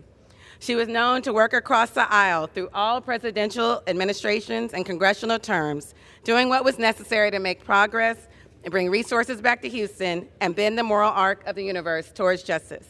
On behalf of my family, friends, and the 18th Congressional District, I offer my heartfelt thanks to her colleagues, now mine, who offered their support during her illness and beyond. Your kindness was a great comfort to her, and it reassured her that her work would endure. As for this moment tonight, while joyful, it is bittersweet, because I wish she were standing at the podium to finish the 118th Congress on her own terms. Nevertheless, there's much work to do, and it is my honor to finish what she started alongside each of you. I will stand for justice, freedom, economic opportunity, and the dignity for all Americans. I'm so proud to serve all the people of the 18th Congressional District of Texas that starts near the bottoms of 3rd Ward, travels through Freedmanstown where the newly emancipated slaves settled and began to celebrate Juneteenth, steps into 5th Ward and the birthplace of Barbara and Mickey, travels toward the resilient Independence Heights, moves to North Forest and Humble, and then west towards Acres Homes. I pledge every day to work hard for my constituents because every day they work hard to reach their American dream. I'm grateful for this moment in time to do this work and be a small part of my mother's tremendous legacy in this body. May God bless our work and God bless the United States of America. Thank you. I yield back. Thank you.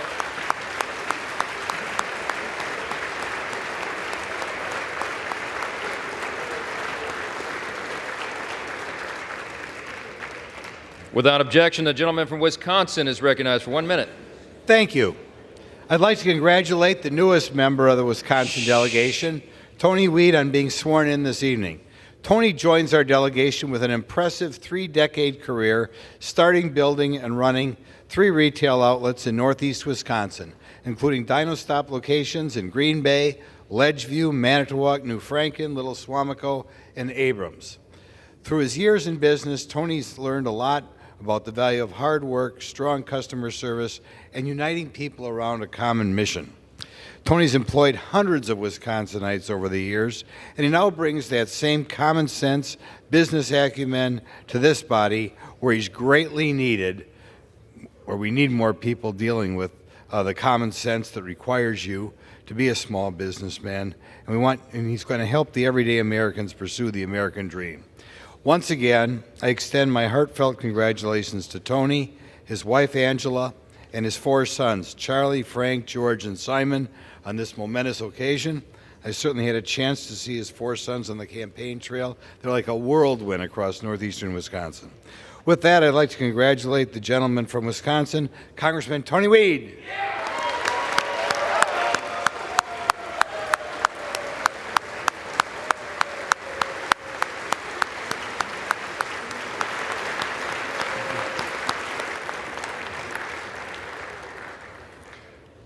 Thank you, Mr. Speaker, and my colleague from Wisconsin, the Republican Dean of the delegation, Congressman Glenn Grothman. I want to start by expressing my deepest gratitude to my wife of 24 years, Angela.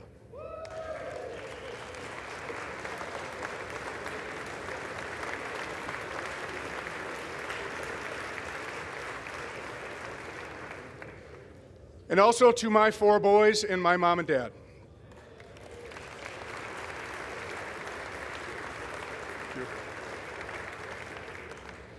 Family's everything to me, and all of you have made this journey so much fun and special. I also want to thank my constituents for placing their trust in me. It's a privilege to serve you and an honor of a lifetime. Our country faces a lot of difficult challenges: record high inflation, a border crisis, and increasing crime rates in our neighborhoods, to name only a few. Now is the time to bring some Wisconsin common sense to Washington to lower costs, secure our border, and rein in out-of-control government spending. I ran for Congress to solve America's toughest problems, and I pledge to work with my congressional colleagues to lower prices for Northeast Wisconsin's middle class, families, small businesses, and farmers. by putting more money back in their pockets. I'm excited to get to work. Thank you. I'm excited to get to work, and with that, I yield back.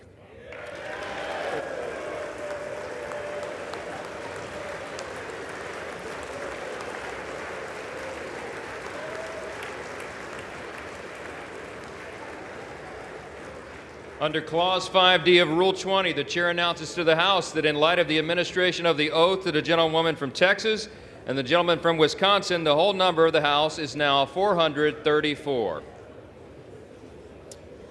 Pursuant to Clause 8 of Rule 20, the unfinished business is the vote on the motion of the gentleman from Texas, Mr. Arrington, to suspend the rules and pass H.R. 5342, on which the yeas and nays are ordered. The clerk will report the title.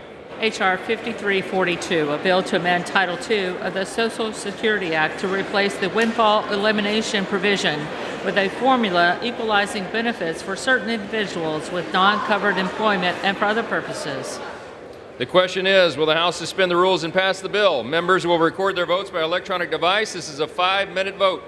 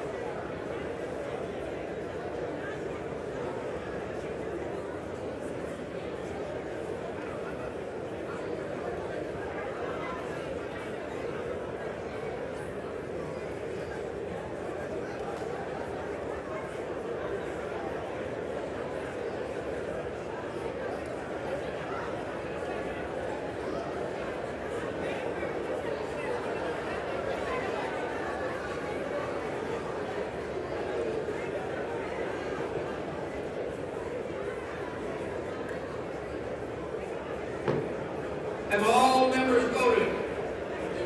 Does anyone wish to change their vote?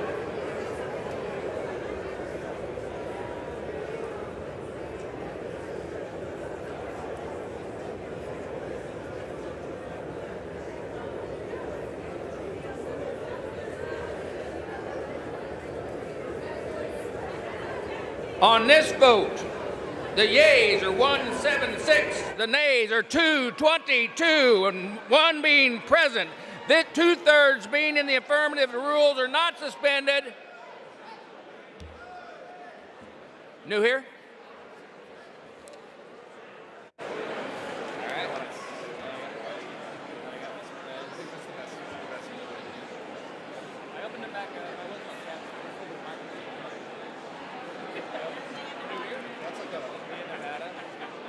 Ms. Lee of Nevada. Ms. Lee of Nevada votes no. Ms. Perez.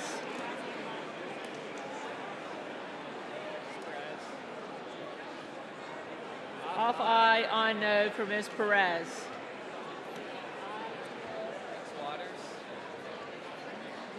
Ms. Waters. Ms. Waters votes no. Mr. Davis of Illinois. Voted no. Mr. Davis of Illinois voted no. All right, tally it up. Yeah. We're about closed now. Unless this is Lee on this one?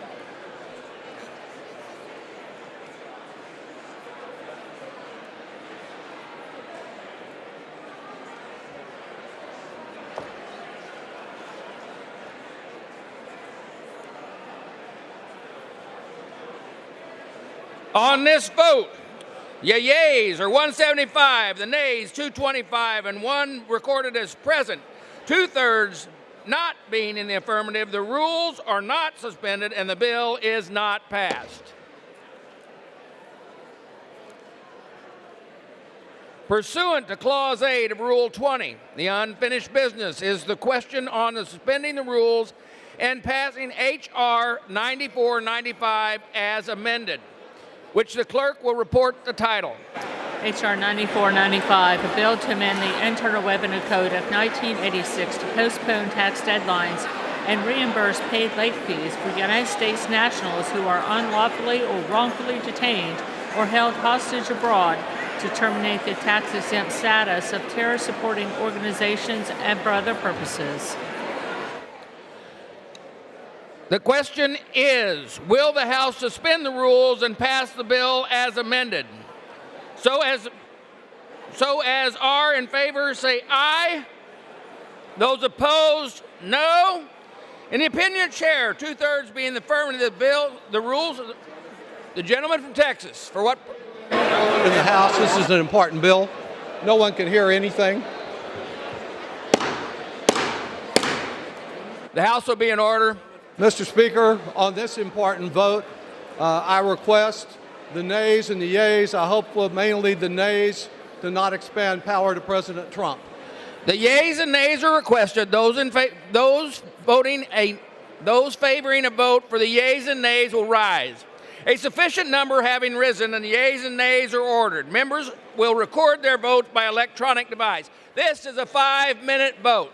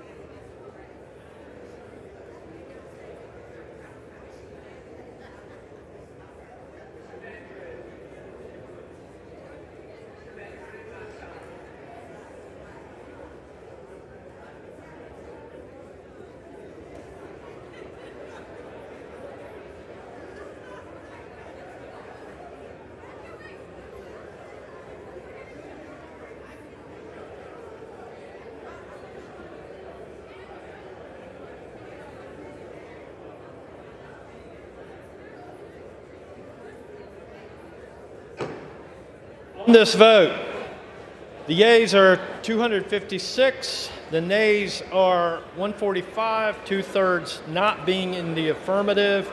The rules are not suspended and the bill is not passed.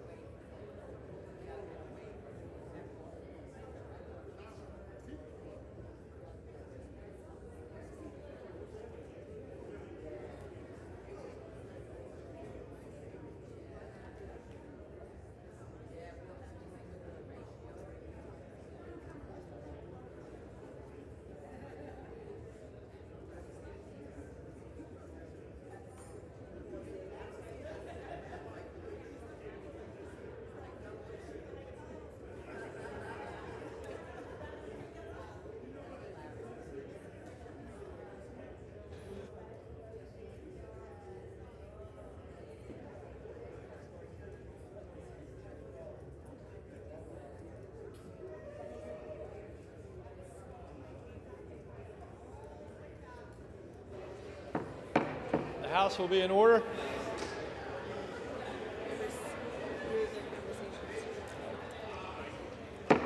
Members, please move your conversations off the floor.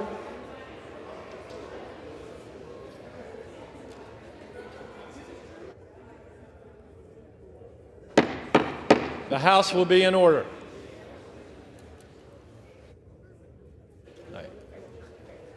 For what purpose does the gentlewoman from Ohio seek recognition? Mr. Speaker, I ask unanimous consent to address the House out of order, please. Without objection, the gentlewoman is recognized. Today I rise along with my dear colleagues on both sides of the aisle as Dean of the Ohio delegation with a very grateful but heavy heart as we honor the memory of our distinguished past former Ohio colleague, Congressman David Hobson, who passed away on October 6, 2024.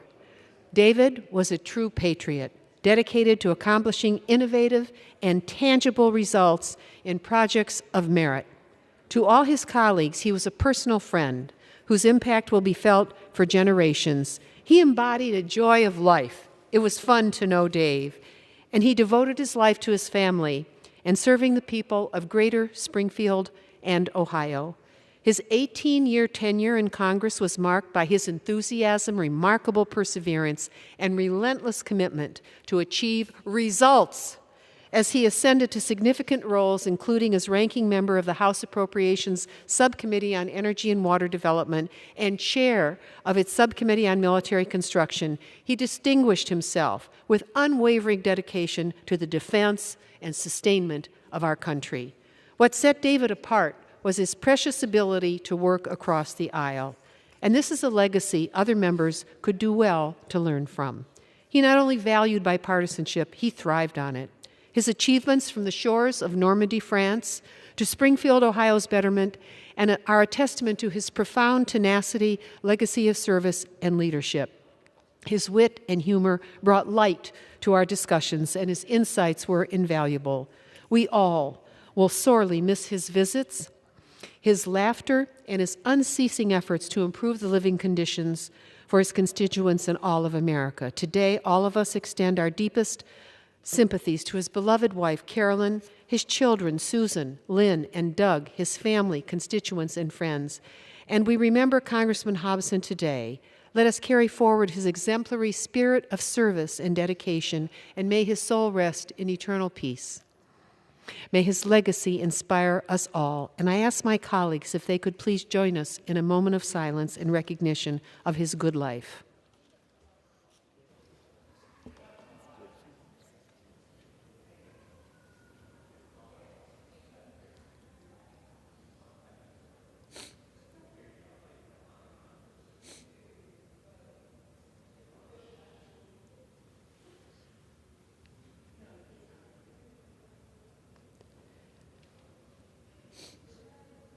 Thank you all.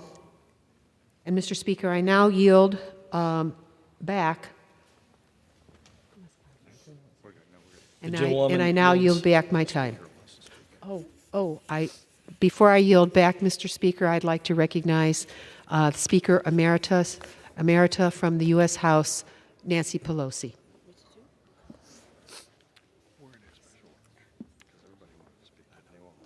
Thank you very much, Congresswoman Kaptur, for calling to the attention of our colleagues the distinguished service of David Hobson. When you said he worked across the aisle, that's exactly what he did, with respect for the dignity and worth of the views of all of us in this body. I had the privilege of traveling with him to theaters of war with him and Jack Murtha, his pal.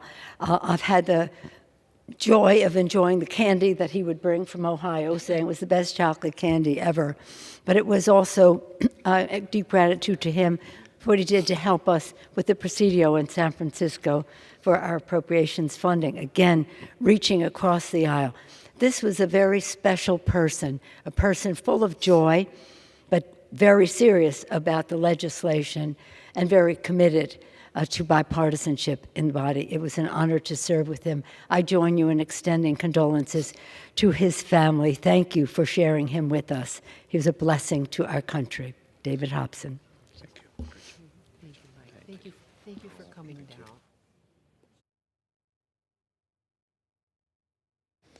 The gentlewoman from Ohio yields back.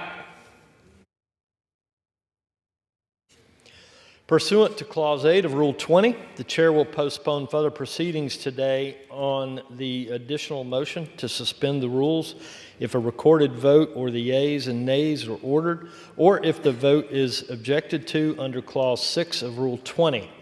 The House will resume proceedings on the postponed question at a later time. For what purpose does the gentleman from Louisiana seek recognition?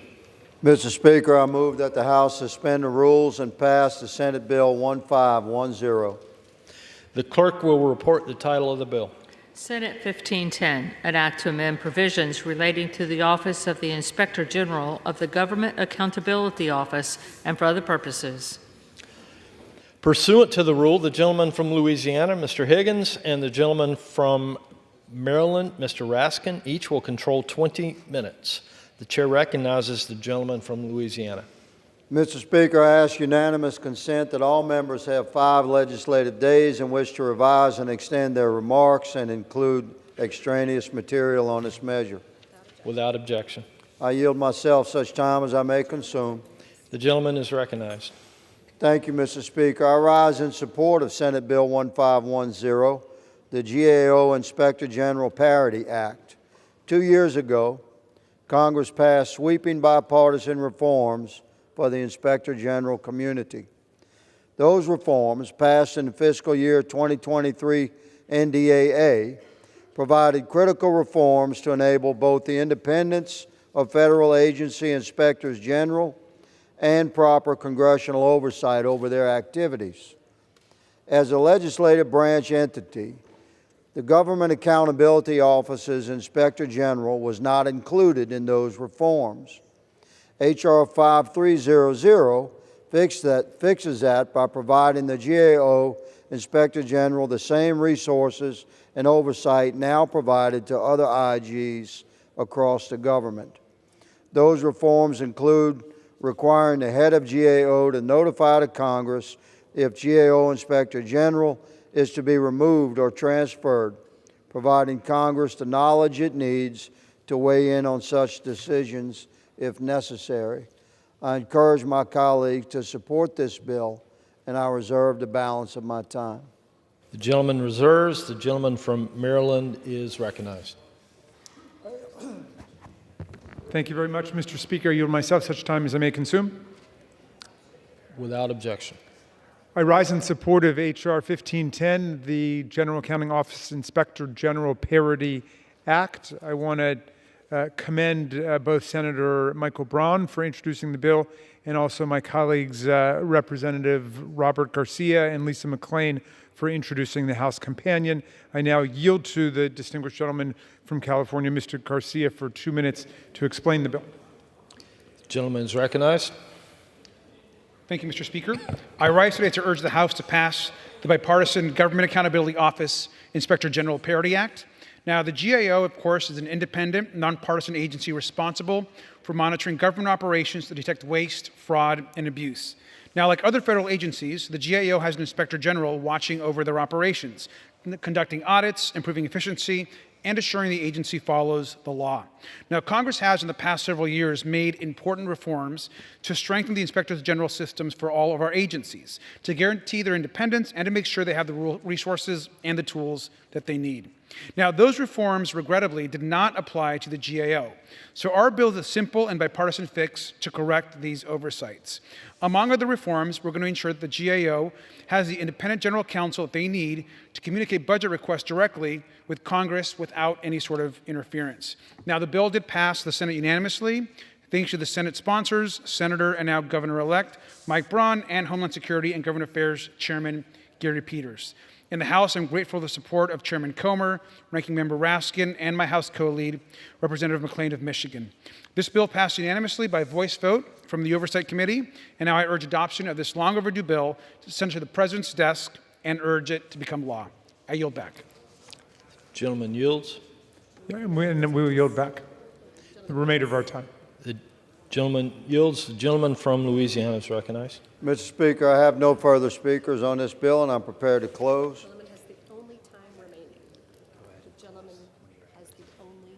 The gentleman has the only time remaining. Thank you, Mr. Speaker. I encourage my House colleagues to support this common sense bill, to support the GAO Inspector General in carrying out their oversight mission. I yield back the balance of my time. The gentleman yields. The question is, will the House suspend the rules and pass Senate 1510? Those in favor say aye. Those opposed, no. In the opinion of the chair, 2/3 being in the affirmative, the rules are suspended, the bill is passed, and without objection, the motion to reconsider is laid on the table.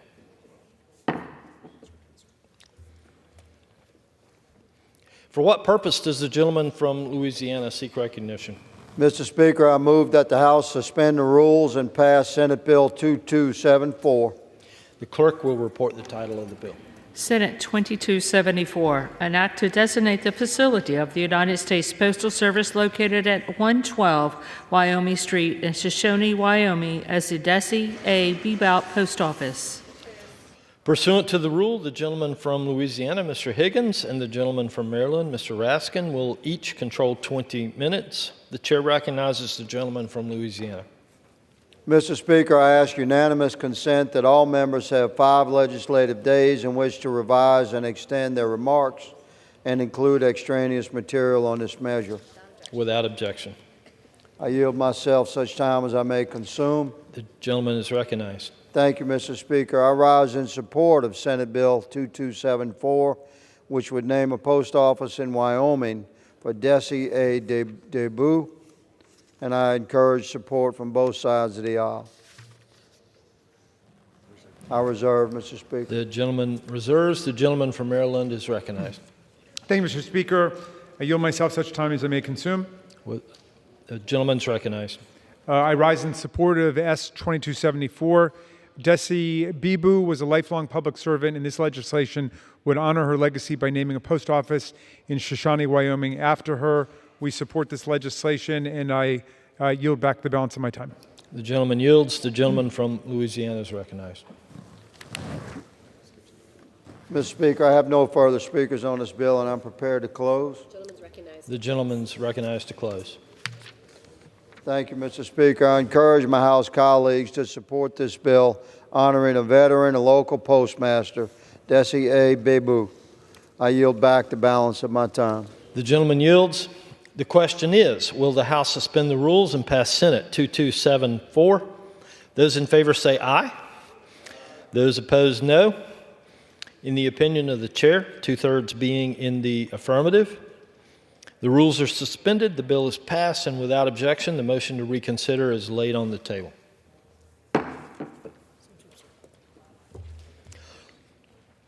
For what purpose does the gentleman from Louisiana seek recognition?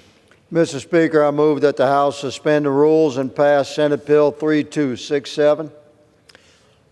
The clerk will report the title of the bill. Senate 3267, an act to designate the facility of the United States Postal Service located at 410 Dakota Avenue South in Huron, South Dakota as the First Lieutenant Thomas Michael Martin Post Office Building. Pursuant to the rule, the gentleman from Louisiana, Mr. Higgins, and the gentleman from Maryland, Mr. Raskin, each will control 20 minutes. The chair recognizes the gentleman from Louisiana. Mr. Speaker, I ask unanimous consent that all members have 5 legislative days in which to revise and extend their remarks and include extraneous material on this measure. Without objection. I yield myself such time as I may consume. The gentleman is recognized. Thank you, Mr. Speaker. I rise in support of Senate Bill 3267, which would name a post office in South Dakota for First Lieutenant Thomas Michael Martin. I encourage support on both sides of the aisle, and I reserve the balance of my time. The gentleman reserves. The gentleman from Maryland is recognized. Thank you, Mr. Speaker. I yield myself such time as I may consume. The gentleman's recognized. And I rise in support of S 3267, which would honor the enduring legacy of First Lieutenant Thomas Michael Martin by naming a post office building in Huron, South Dakota after him. He enlisted in the U.S. Army in 1998 and pursued his military and academic education at West Point. He completed his armor officer basic training at Fort Knox and served as a dedicated armor officer. Tragically, while conducting combat operations in Iraq in support of Operation Iraqi Freedom, First Lieutenant Martin was killed in action on October 14, 2007. He was 27 years old. I support this legislation, and I'll yield back the balance of my time. The gentleman yields. The gentleman from Louisiana is recognized. Mr. Speaker, I have no further speakers on this bill. I'm prepared to close. The gentleman is recognized to close. Thank you, Mr. Speaker. I encourage my House colleagues to support this bill honoring First Lieutenant Thomas Michael Martin. I encourage support on both sides of the aisle, and I yield back the balance of my time. The gentleman yields back. The question is, will the House suspend the rules and pass Senate 3267? Those in favor say aye. Those opposed, no. In the opinion of the chair, 2/3 being in the affirmative, the rules are suspended, the bill is passed, and without objection, the motion to reconsider is laid on the table. For what purpose does the gentleman from Louisiana seek recognition?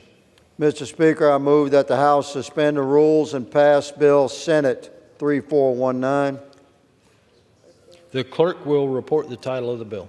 Senate 3419, an act to designate the facility of the United States Postal Service located at 1765 Camp Hill Bypass in Camp Hill, Pennsylvania, as the John Charles Traub Post Office. Pursuant to the rule, the gentleman from Louisiana, Mr. Higgins, and the gentleman from Maryland, Mr. Raskin, each will control 20 minutes. The chair recognizes the gentleman from Louisiana. Mr. Speaker, I ask unanimous consent that all members have 5 legislative days in which to revise and extend their remarks and include extraneous material on this measure. Without objection. I yield myself such time as I may consume. The gentleman is recognized. Thank you, Mr. Speaker. I rise in support of Senate Bill 3419, which would honor John Charles Traub by naming a post office in Pennsylvania in his honor.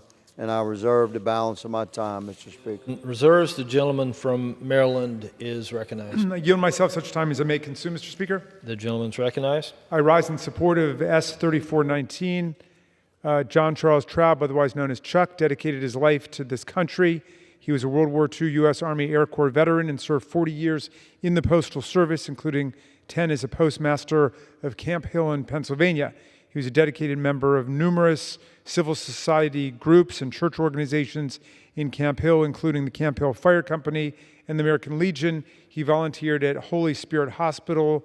He was a Camp Hill Borough officer and also participated in the Church of God nursing home. He passed away on November 6, 2017, at the age of 94, leaving a great legacy of community service. I urge passage of the legislation and reserve the balance of my time. The gentleman reserves.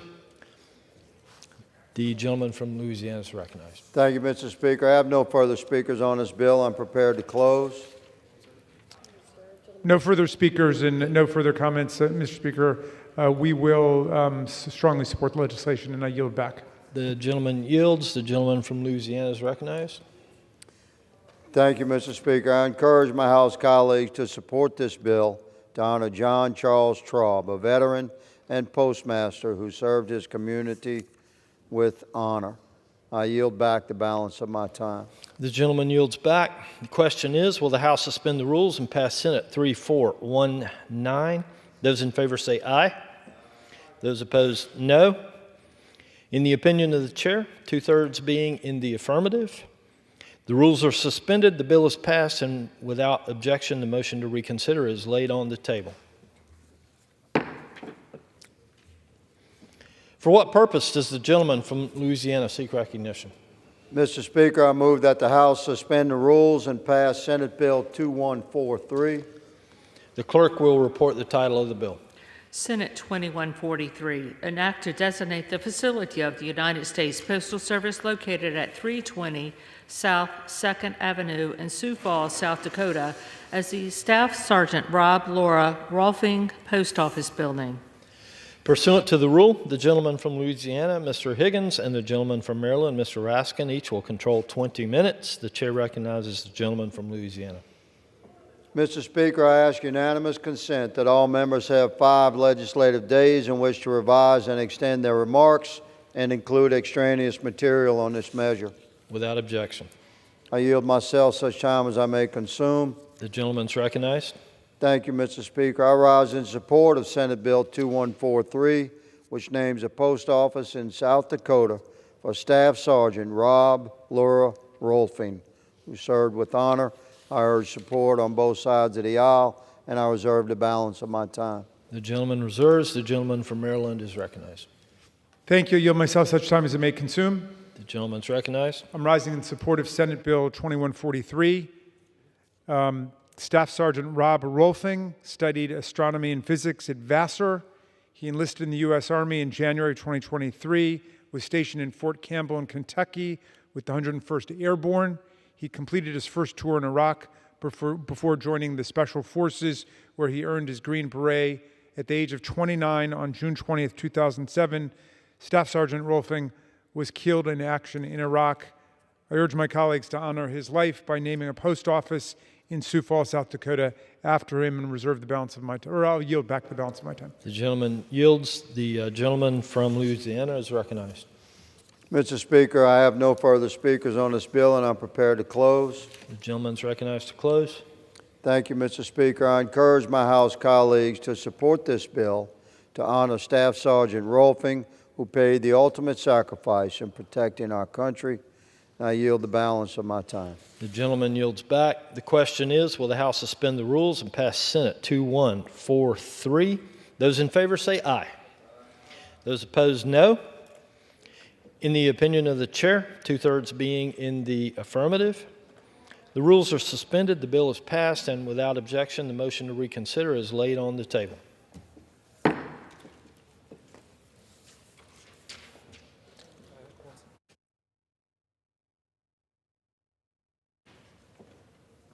The chair will now entertain requests for 1-minute speeches.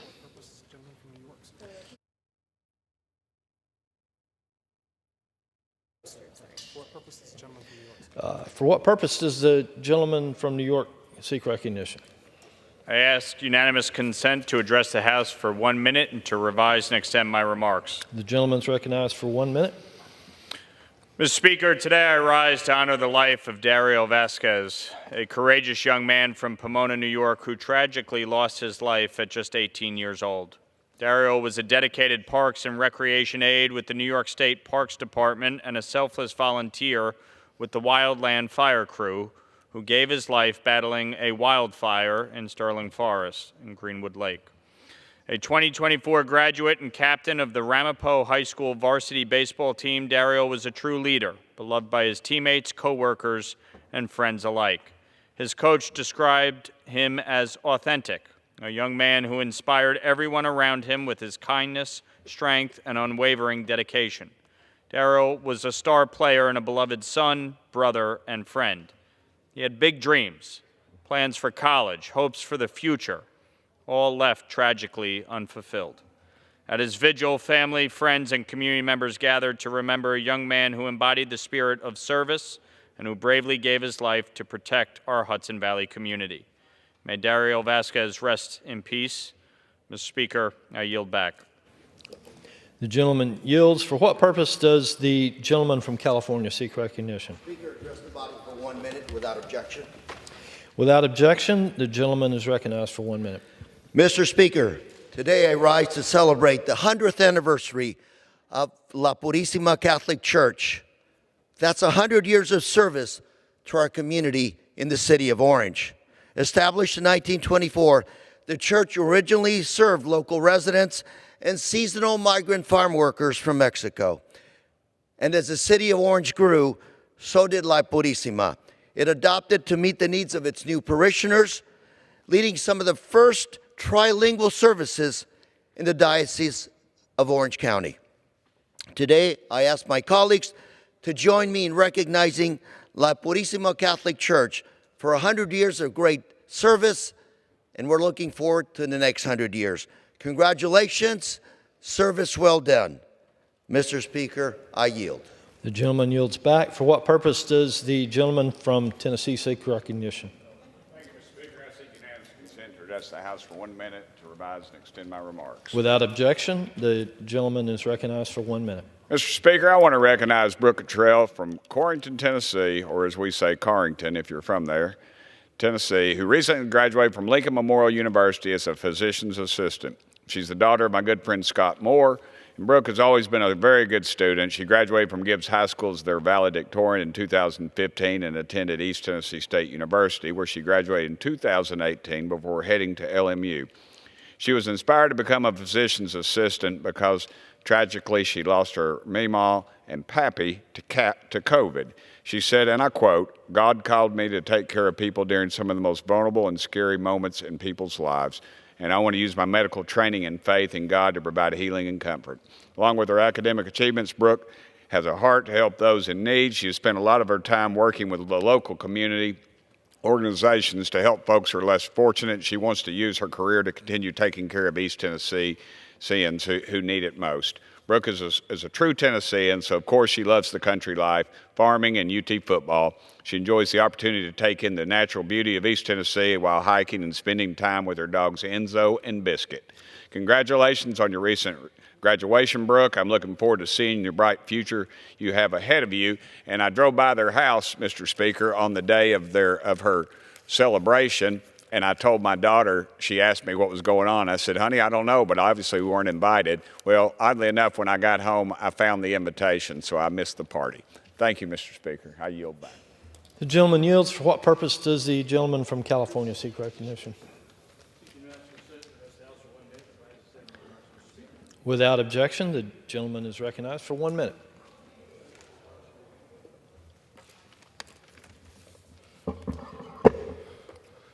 Mr. Speaker, once again, California Governor Gavin Newsom is prioritizing political theater over solving Californians' real issues. While he's busy here in Washington touting his so-called Trump-proofing efforts, Californians are struggling under the weight of his failed policies. He claims his latest moves on guns, climate, housing, and health care are all about protecting Californians. Well, let's get real here for a minute. Newsom's high-cost rail project, the high-speed train, is costing 4 times what originally was projected, over budget, and many years behind schedule. Keeps pushing for more taxpayer funding for that. The California Air Resources Board, known as CARB, is coming down with even more rules that are driving the cost of fuel. California is already about $1 a gallon higher than the rest of the country, maybe $1.50. They just added rules the other day that will raise it anywhere from 47 to 65 cents per gallon or even more because of some climate change rule. Now, are they kind of tone deaf to what just happened? Not to electioneer here, but the people of this country spoke loudly that they're tired of unnecessary pain being inflicted upon them by government. And the state of California is stepping up to do that even more so, and they want the federal government to help them with EPA and more waivers to do this kind of stuff that's going to hurt families, hurt industry. I yield back.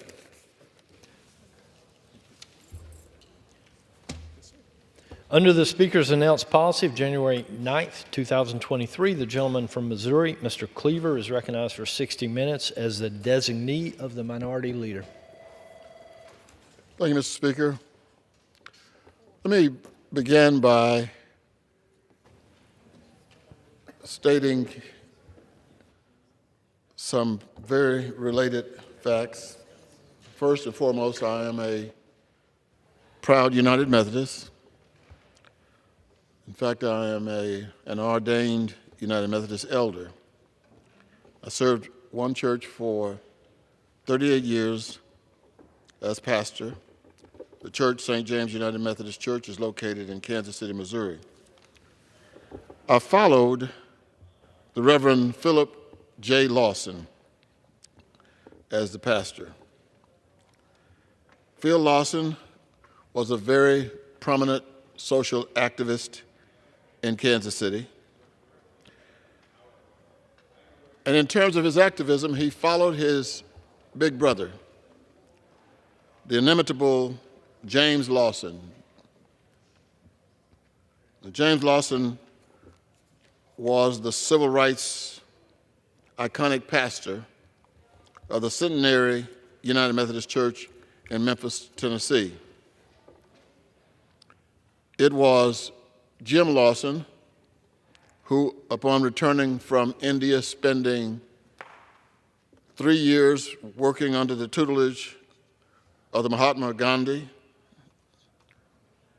met Martin Luther King Jr., and began to talk about this theory of nonviolence. Dr. King invited him to move to the South and work with this fledgling organization called the Southern Christian Leadership Conference.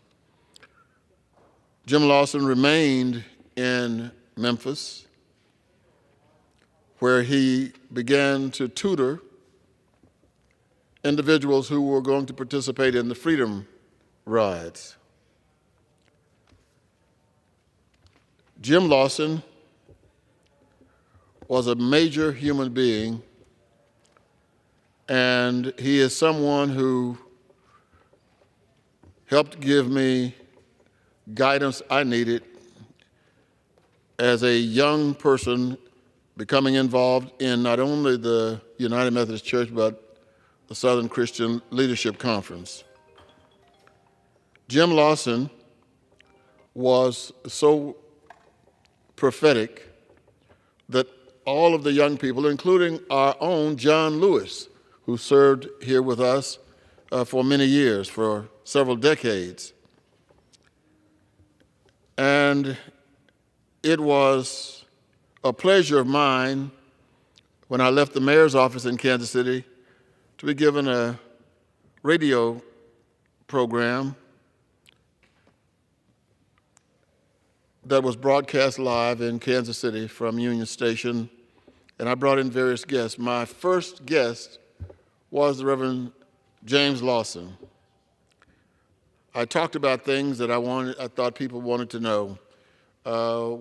He's the pastor who invited Martin Luther King to Memphis when Dr. King was killed. He is also the first layperson to go in and meet with James Earl Ray. He is the person who, after the assassination of Dr. King, created all of the national attention, not only on the assassination, but on the movement.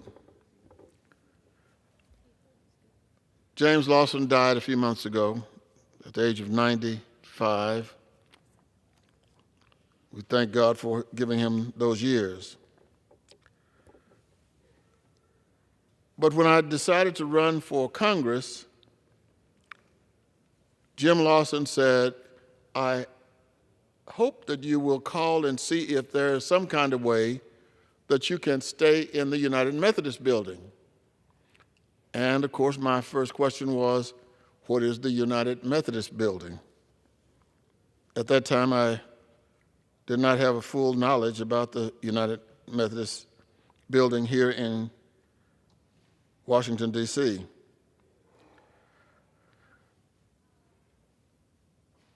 But decades ago, there was a man with tremendous vision in the early 1900s, the Reverend Clarence True Wilson, who had this vision of a building right across the street from the United States Capitol. And this building was initially supposed to be the headquarters of the Methodist Episcopal Church's efforts to pass the laws relating to prohibition. I guess I should say first that it didn't work. But I don't think we Methodists should be upset because the prohibition God gave Adam and Eve didn't work either.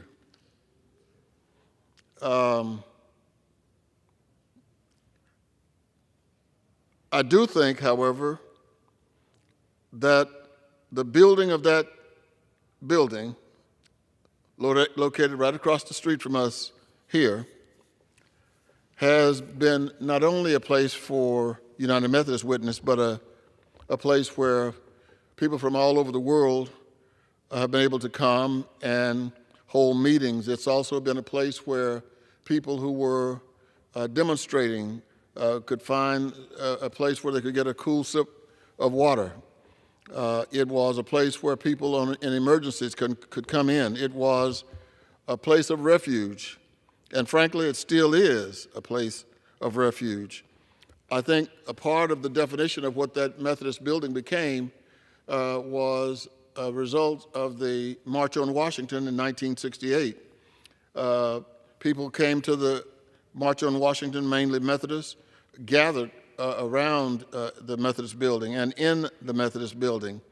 And it was a place where Native Americans were able to gather later for demonstrations and where they could come and discuss the major issues. And I was fortunate enough to bump into Jim Winkler, who responded to my inquiry about living in the Methodist building. And I am proud and pleased to say that was 20 years ago.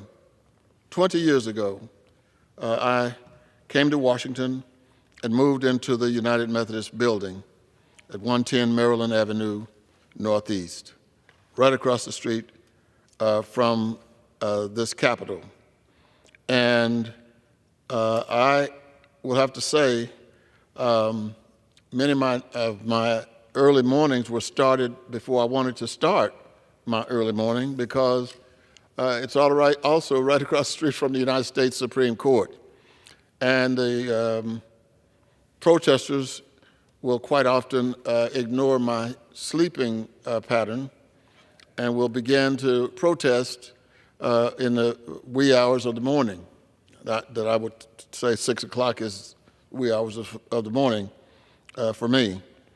And I think that people have come now, here we are all these years later, over 100 years now, 100 years, the Methodist building stands as a monument not only to a denomination, but for a large piece of the United States population.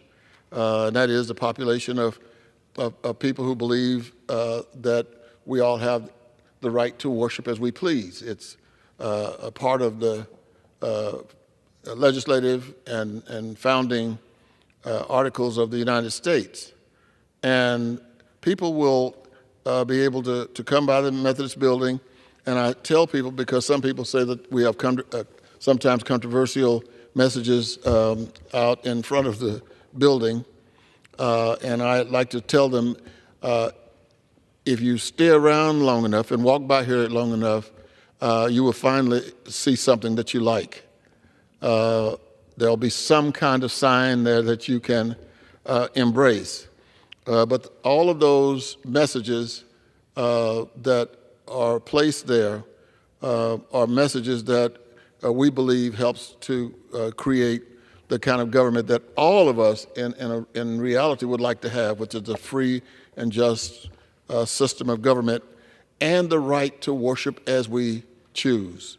We are not keeping that building open for the purpose of proselytizing and trying to convert people to the United Methodist Church. It stands therefore as a United Methodist building, but it is open to every single person who desires to come into those doors.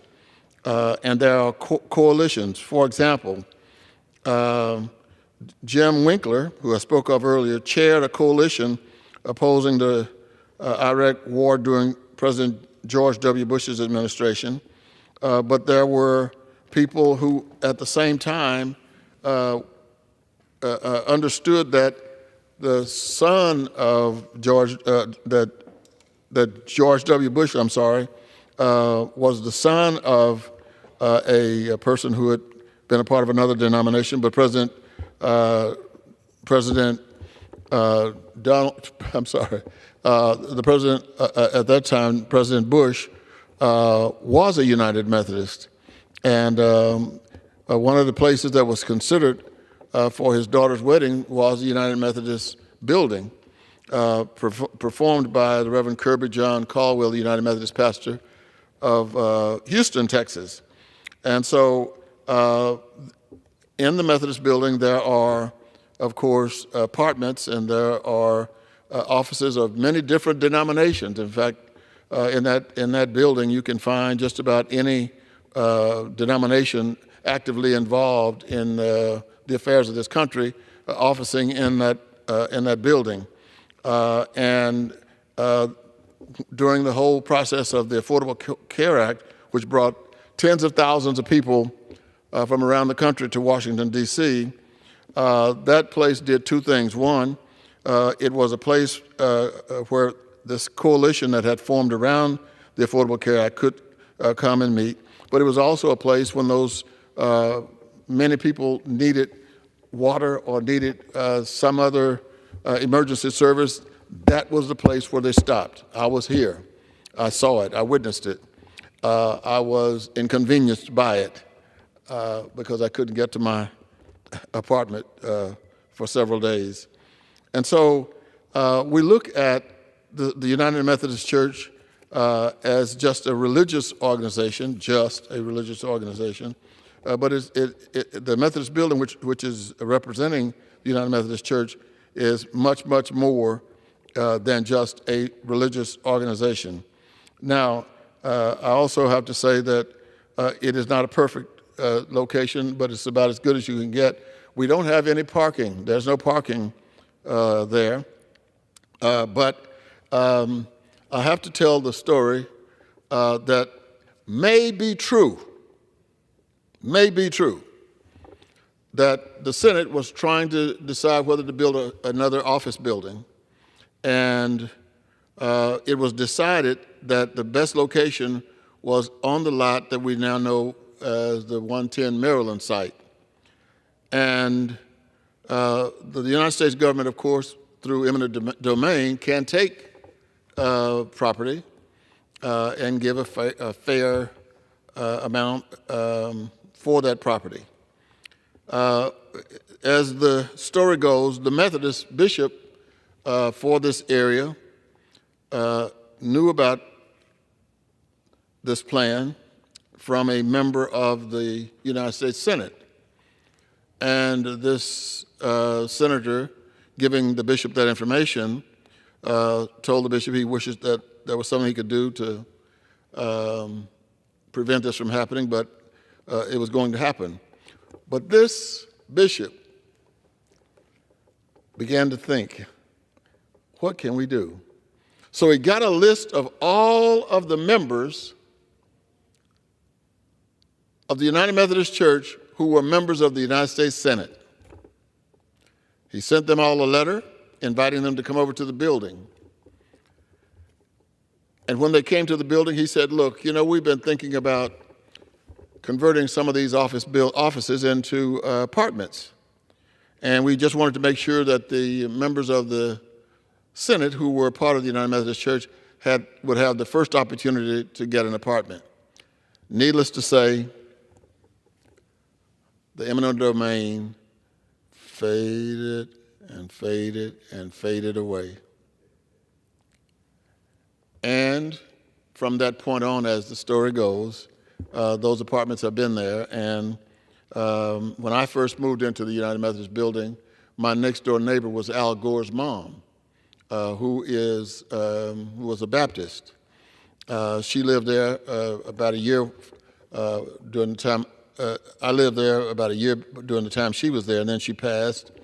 And the reality was, I knew Al Gore through politics, and so I could always tell when I was very, very, very, very secure in the United Methodist Church.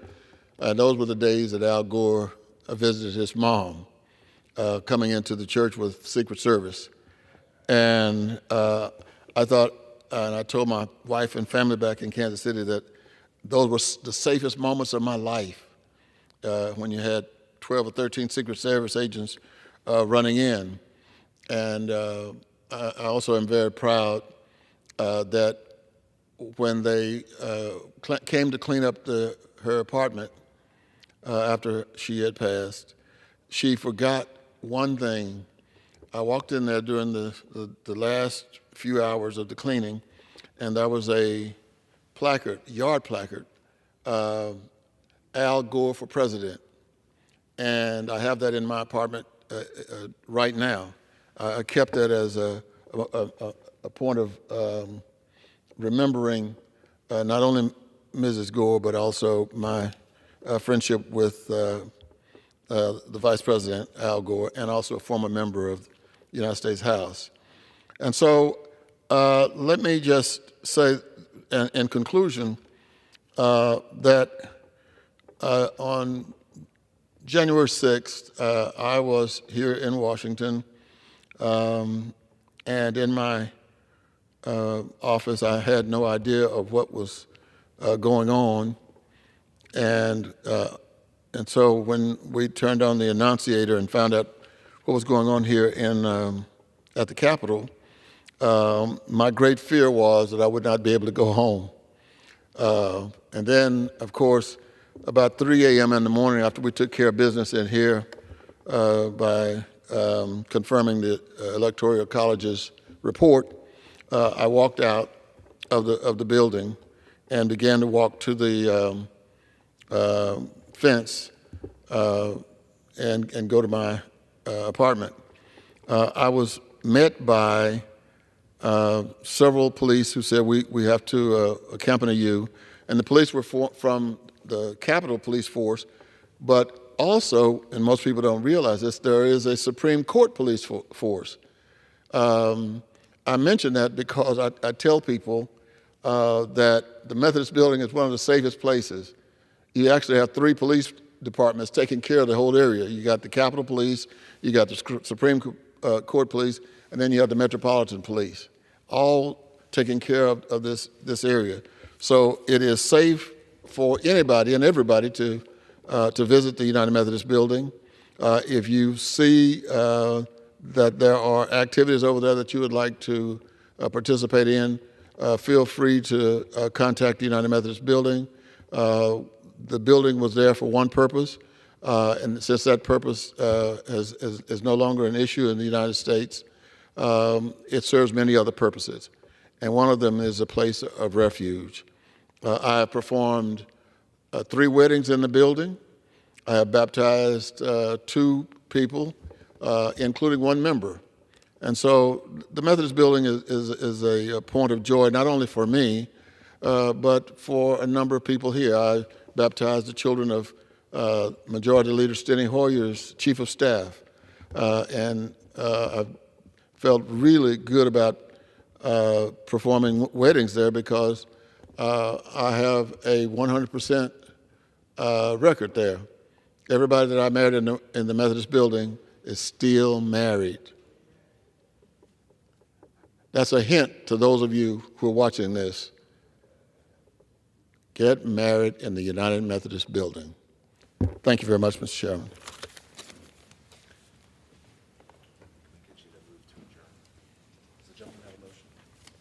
Does the gentleman have a motion? Mr. Speaker, I move that we adjourn. The question is on the motion to adjourn. Those in favor say aye. Those opposed, no. The ayes have it. The motion is adopted. Accordingly, the House stands adjourned until 10 a.m. tomorrow for morning hour debate.